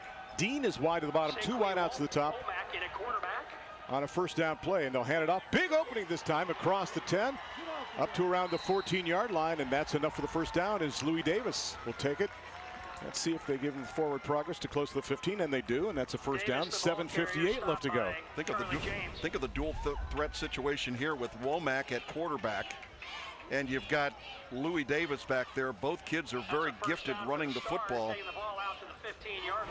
You know, not that Jalen Gilbert wasn't a threat to run the ball, but he's not nearly the threat that Syque Womack might be. Well, it's just kind of interesting to see if he can throw the ball, too. Gilbert's been a 3-year starter at quarterback. How many times has Syque had a chance to toss the football even? 1st and 10 from near the 15. He'll hand it off again, and Davis will try to work his way outside. Good speed to the corner, and the acceleration in the forward lean gets him across the 20-yard line. When it didn't look like there was much there, he was able to get the burst to the corner and pick up a nice gain on first down, and you wonder, can they have the strength to methodically work their way down the field and get a late touchdown and drain that clock? I guarantee you they haven't practiced this much. I mean, this combination in the backfield is not something you expected to have to deal with. Your first and second team quarterbacks out of the game, and now you're bringing one of your wide receivers in to be able to play that quarterback spot. Excuse me, wide receiver, defensive back, and kick returner, and punt whatever returner. it might be, yeah. My goodness. Well, we'll see what happens. Let's see if they even hint at a pass on a 2nd down and 5 now from the 20-yard line. They're drawing them up in the dirt right now. From the gun again. Oh, wasn't ready for the snap, and actually it's Davis who got the snap, and he'll take it up, and looks like he's got the first down. Now that's interesting.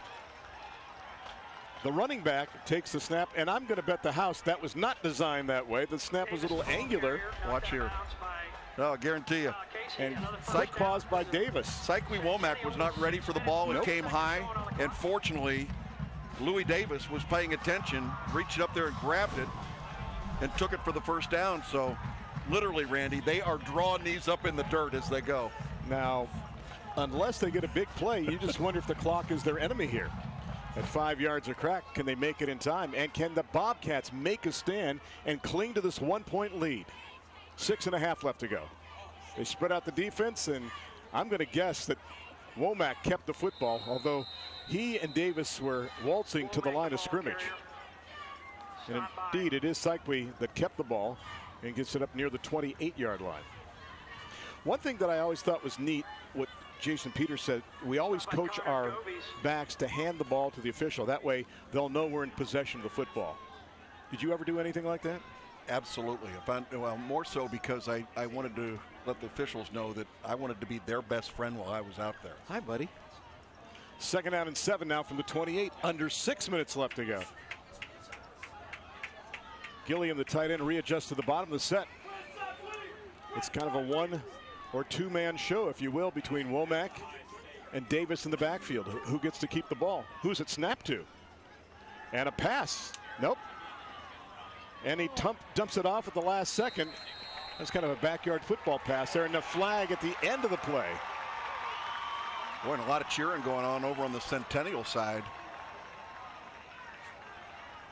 With 5:28 left to go. Mr. Severance comes our way, and Bob, what's the deal? Personal foul, face mask, number 16, 15 yards. So that's a big play for the Stars. Moves it out to the 42-yard line. It's going to create a first down situation. Jeff will be leaving immediately after this game for Watkins Memorial High School in Pataskala. Holy smokes. Well, it has been a long game. We've had a lot of penalties, but I want to say we've had at least a half a dozen clock stoppages due to cramping tonight. Half a dozen, Randy, would you say? Blake Bennett now in there at quarterback. So the man that was the backup that had cramping earlier in the first half is now at quarterback from the 42-yard line, with Davis to his left in the backfield.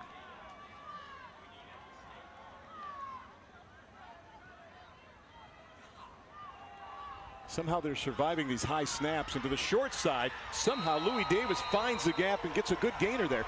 It didn't look like the geometry was going to work in his favor there to the short side of the field, and somehow he was able to cut up field and make a gainer of that. All the way out near midfield would be 2nd down and short. Give them a lot of credit, Randy. This is a team that has got no quit in them. They are just giving every effort they've got. They're undermanned at this point, and look at the drive.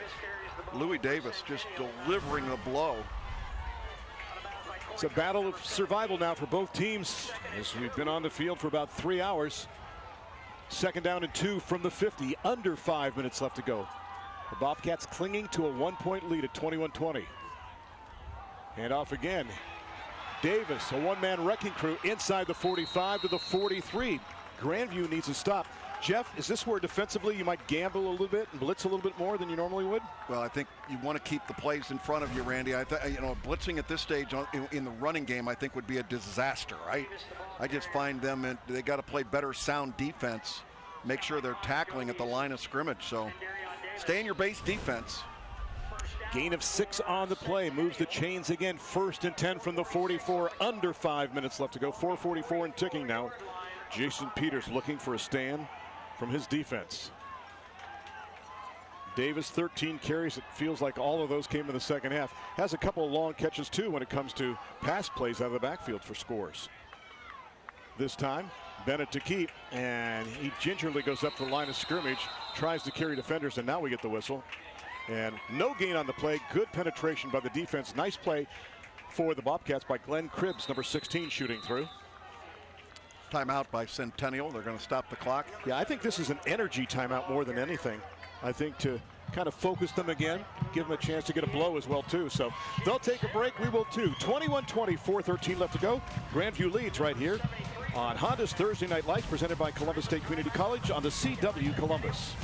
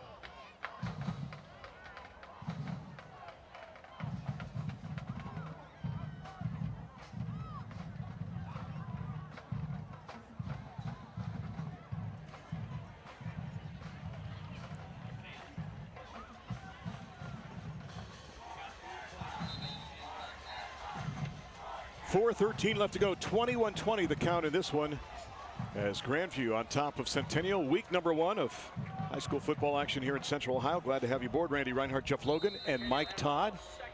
And we've seen just about everything in this contest here tonight. Let's see what we conjure up for a 2nd down and 10 now for the Stars from the Bobcats' 44-yard line with Bennett at quarterback. Looking long downfield and just overthrows the wideout to the far side of the field. And Gunnell at the 30-yard line. It'll be 3rd down. Now, Blake Bennett is a guy, 6 feet 220 and a sophomore. Has actually seen some playing time as a freshman last year. Jeff, late in some contests. So, you know, I think he's got a great upside. But Randy, you can tell that, you know, the timing of that passing game with your backup quarterback. They had spent all of their time getting Jalen Gilbert ready. He just joined as Jalen Gilbert, the 3-year starter on this football team for the Centennial Stars. Played so well tonight. Injury taken away. Put an air cast on his left arm. Hopefully he'll be okay. But this looks like the future for the Centennial Stars right now. 3rd down and 10 to the top of the set. 2 wideouts and Dean and Overton. 1 to the bottom. Let's see if it's Davis time on a 3rd down and 10. Dump it to him out of the backfield. No, across the middle. The pass is caught on the play. Gunnell, nice sidestep, gives ground and angles his way to the 34-yard line near the sticks. That was nearly picked off. In fact, I think the Bobcats were surprised it was not. And now Gunnell has the ball at the 34 and another 1st down for the Stars. Watch Luke Lachey comes up here and he gambles, going to try and pick off the ball. He had a good read on it right there. Thought he had the football. There's a great angle here, and look, he looked like he was going to steal the ball there for an interception and kill the drive, but they keep it alive, Randy. 1st and 10, 34-yard line. Gunnell, 1st year as a full-time starter, loves sports and math, and did the math that time and got just enough to move the sticks.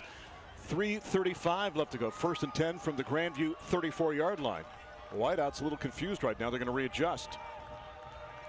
John Smith in the slot to the bottom now.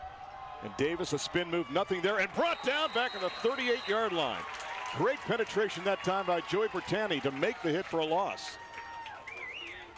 The clock becoming more of a factor now, so we approach 3 minutes left to go, and a loss on the play. Going to move it back to the 37-yard line. It's going to be 2nd down, and we'll call it 13 from there. You know, last 2 or 3 plays, Sykwee Womack has not been on the field, and now he is. There's the trophy, guys. The Honda Thursday Night Lights Champions Trophy awaiting. Thanks to the Donate Life people for being here tonight. Great organization. Lifeline of Ohio going to help out with the trophy presentation after the contest with Mike Todd down on the field. 2nd down. Bennett wants to throw underneath, pass a little low. Did Womack catch it or did it hit the ground? They're going to rule incomplete. It'll be 3rd down now with 2:34 left.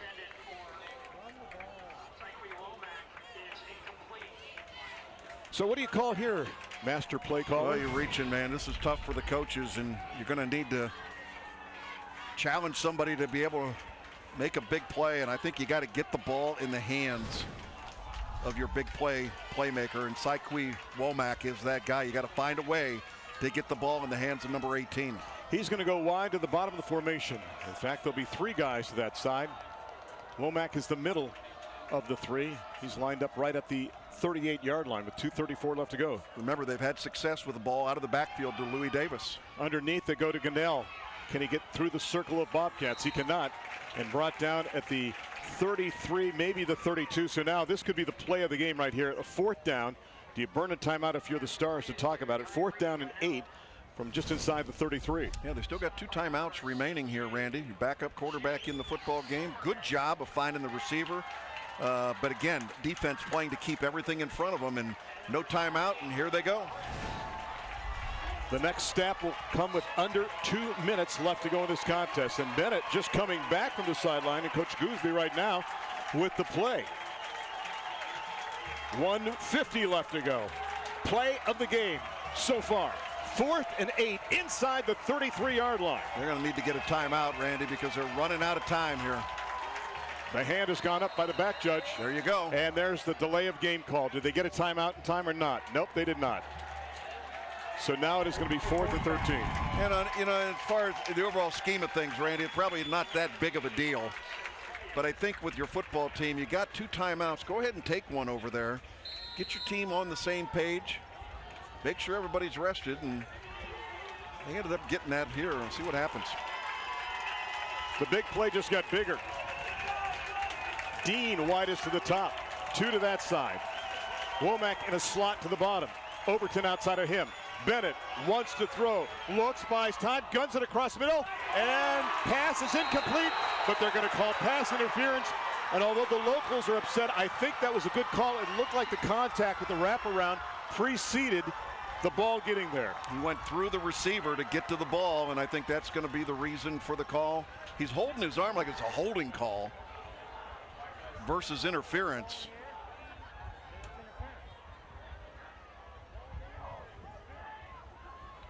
Here's the conversation with the official. Okay, number 4. Mr. Severance comes our way. On the defense, number 4.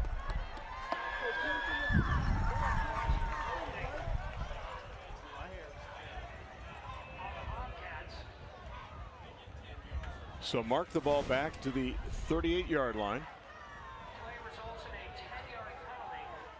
And they'll mark it down to the 28. You know, holding, wouldn't it indicate that that would have occurred before the ball got there? Yeah, he did grab his arms, though. So, I thought initially I saw contact before the ball getting there. I thought it was going to be pass interference. But it's not a 1st down. It's 4th down and about 4. With 1:32 left to go. You know how big it is. I've told you twice already. Got to beat a Louis Davis out of the backfield. Bennett looking long and overthrows the intended receiver. Tavares Overton had him open, and the pass just a little too strong. And now it goes back to the Bobcats. But remember, too, Centennial still has a couple of timeouts left. There's Tavares Overton feeling poorly. Let's watch and see if this ball is on time, on target. You can see just a little bit high. Bennett just eyes got a little bit big on this pass, and it just sailed on him, and it falls incomplete. So now it goes back to the Bobcats with 1:27 left to go. Should we see a lot of Darion Davis here? I would think so. Take care of the football. Not much of a zone read to do here. It's zone hand the ball off to number 2. Talk about a hard-fought football game in week number 1. You don't normally see this early in the campaign, folks, and you've got a treat here tonight on the CW Columbus. 1:27 left to go. They spread out the defense. Let's see if they come on the blitz. Expect a healthy dose of either Casey, but probably number 2 Davis. No need to be waiting here. The clock is not running. Casey is running, and he's going to go out of bounds. That is a break for Centennial, because now Centennial, if they can hold the next 2 downs, can stop the clock. That makes no sense. And that's what the coaches are telling their quarterback. The one thing you don't want to do is give them an extra timeout, which is exactly what happened. So now if the Stars can play defense. No gain on the play. They can hold them. The clock stopped. All right, with 1:21 left to go. Again, the Stars sitting on 2 timeouts. You got to assume they're going to use them now after the 2nd and 3rd down play if the Bobcats can't get a first down. If they can get a first down here, they can pretty much ice this thing. Lachey to the top. Now do you go out of the running mode, or do you go back to the running mode here? You give the ball to number 2. And there they do. You go. And he's got a gap out to the 35 and maybe the 38. And boy, just shy perhaps of the first down. See if the Stars burn the timeout. And we got a player down on the field. Come on, Darian. Come on, Darian. Get up, buddy. He's cramping. Come on, Darian. Davis is cramping. We'll take a break right now with 1:08 left to go. Back with the conclusion of this contest on the CW Columbus right after this.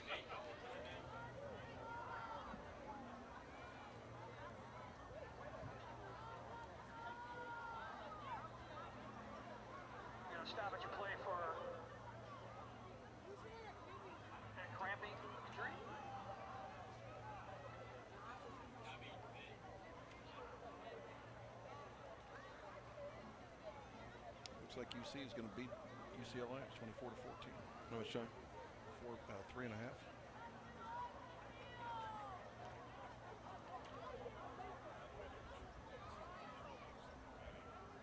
Play what?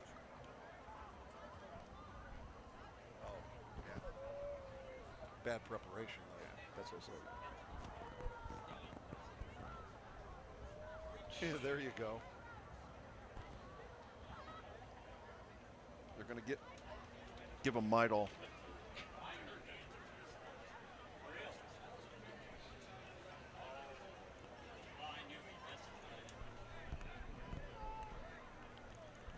Well, the battle of attrition continues here. It's going to be 3rd down and 1 from the 37-yard line with 1:08 left to go. Clock is stopped. Right now, unofficially, each team still has 2 timeouts remaining in this contest. If Davis cannot continue, and obviously he won't be able to continue for this play, is this a play where Casey keeps the ball, or do you put somebody like Lachey in the backfield and give him the football? Well, I don't think you do that. You're not going to do something that you have not practiced a lot. Why, that's happened all night so far. I understand, but run the football. Just take care of the football in the backfield, and we've got to figure out a solution to this cramping. I mean, we know that it's hydration. And the situation again is, when you look at the forecast for this past week, it was not as warm as it normally would be at this time of year. We got some breaks in the temps, upper 70s, maybe hitting 80, but not like we had like last year, for example, when we were in the early 90s for the first 3 weeks of the season. I think part of the reason that you run into this, Randy, is that so much now practice is not physical. It's not, most of the training and running and everything else that they do is in the summertime. When they get to practice, there's a lot of drills that they're running, but it does not emulate what happens in a football game. And when you get the length of time that you've been out here with their warm-ups and everything else now going on over 4 hours that they've been here running around, getting ready for the football game and so on and so forth, practices last 1 hour and 45 minutes, maybe 2 hours. You've doubled that amount of time in a football game now, so I don't know how much more you can hydrate here.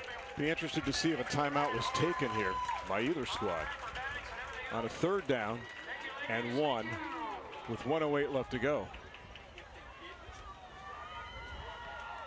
So Casey at quarterback with a new running back out there. Let's see if he just calls his own number and Kyle opts to keep the football. Not the time to break somebody in, is it?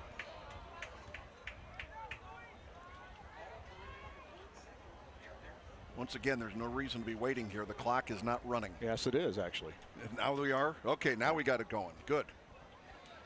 So Casey's waiting for the back judge to extend his arm. It goes up. That means 5, 4, 3, 2. Snaps it just before 1. The handoff, and they go nowhere. And Cook will not get the first down, and Centennial will burn a timeout with 38 seconds left. Wow.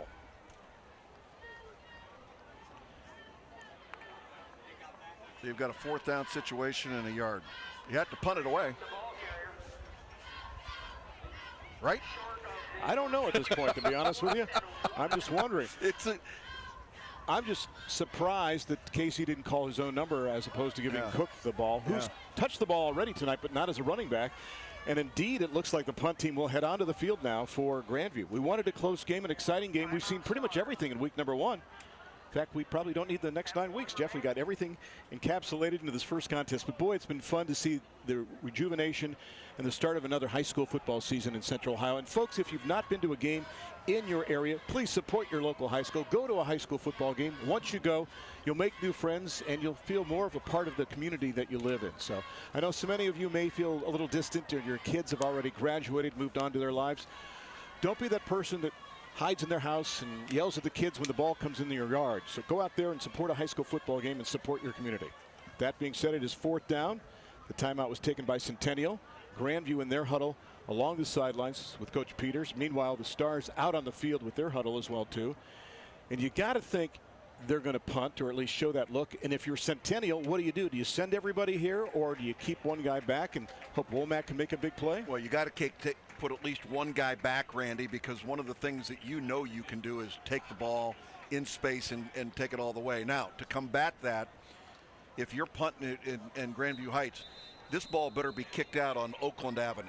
I mean, you do not kick this down the middle of the field and let Sykwee Womack a chance to kill you with a run back for a touchdown here. So if they go into punt formation, and I say if, because right now they're lined up as if they're not punting it.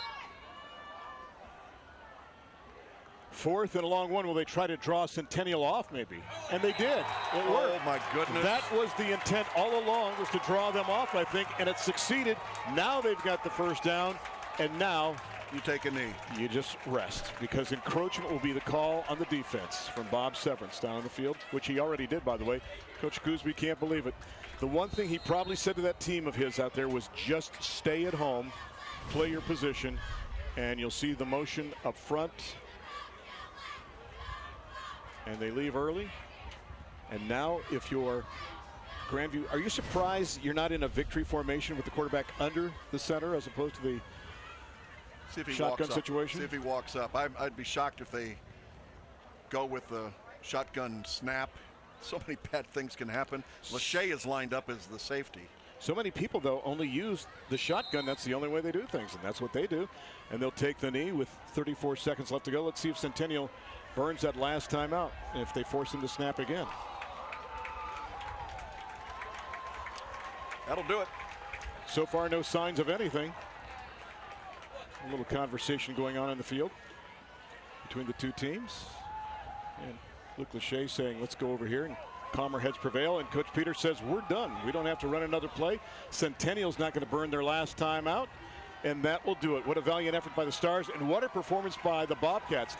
They were up, they were down, and then reached the zenith again. And Grandview Heights takes week number 1 by a final tally of 21-20. And Jeff, it was something special. We'll be back with the trophy presentation, the Honda Thursday Night Light Champion Trophy, right after this.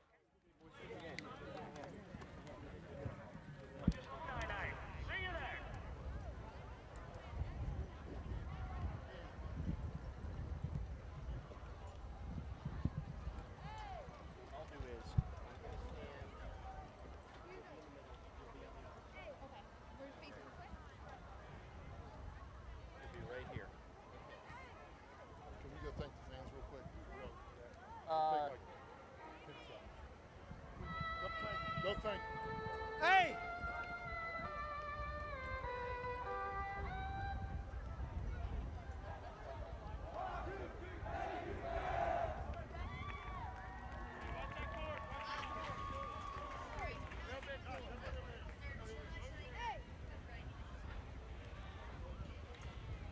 Thank you. Thank you.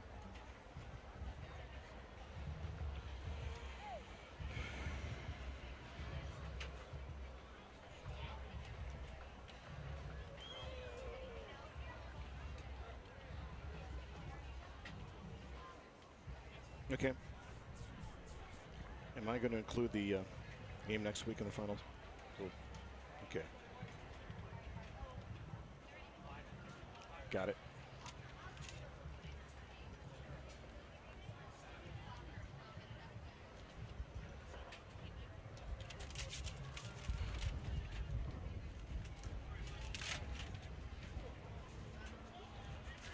It's all over. The Bobcats get the victory, and now they get the hardware. Let's go down to the field, and Mike Todd is standing by with some very happy guests. All right, thanks a lot, Randy. Coach, it wasn't the prettiest of games, but the team got the W. What did they show you tonight? Well, it showed some heart. I mean, they found a way to win in the end, and that's what we talk about, is survive in advance, go 1-0 every week. We found a way to get it done tonight. Offense played well in the first half. Defense made some stops in the second, and that's what we talk about. Finish the game, and we did tonight.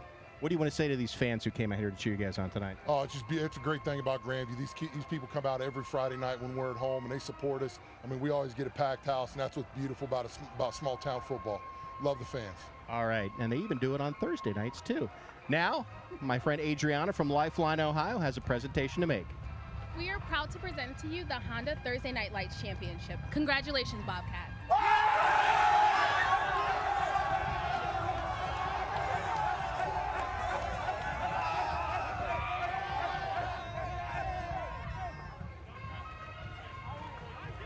Coach Peters says, I am getting out of Dodge rapidly. Final numbers in this contest, a lot of offense. We didn't see that coming in the first half, but my goodness, look at the final tallies and look at all the penalties and the 5 miscues as well, too. Well, and Randy, it's unfortunate that you have that many penalties in the football game. They got a lot to work on, both of these football teams. The biggest challenge, though, is going to be with Centennial Stars. How are they going to finish their season when it looks like they've lost their quarterback? And Tough it's just situation. started for them, too, as well. Absolutely, and they're a well-coached team. They deserve better than that, but Coach Gooseby will figure out a way to make this team proud. And Coach Peters has to be a proud man right now, leading these Bobcats, as they said, go 1-0 every week, and they've started on step number 1. On behalf of the Image Video crew and CW Columbus staff, we say thank you for watching Honda's Thursday Night Lights this season. We also thank our sponsors, including Central Ohio Honda dealers, Lifeline of Ohio, Dr. Pepper, and Columbus State Community College. Next week, what a game. Walnut Ridge and Watkins Memorial. We'll have it all right here. Stay tuned for Last Man Standing, and I think we are. That's coming up next. Grandview Heights 21, Centennial 20. I'll say it one final time. This has been Honda's Thursday Night Lights presented by Columbus State Community College in one place, right here on the CW Columbus.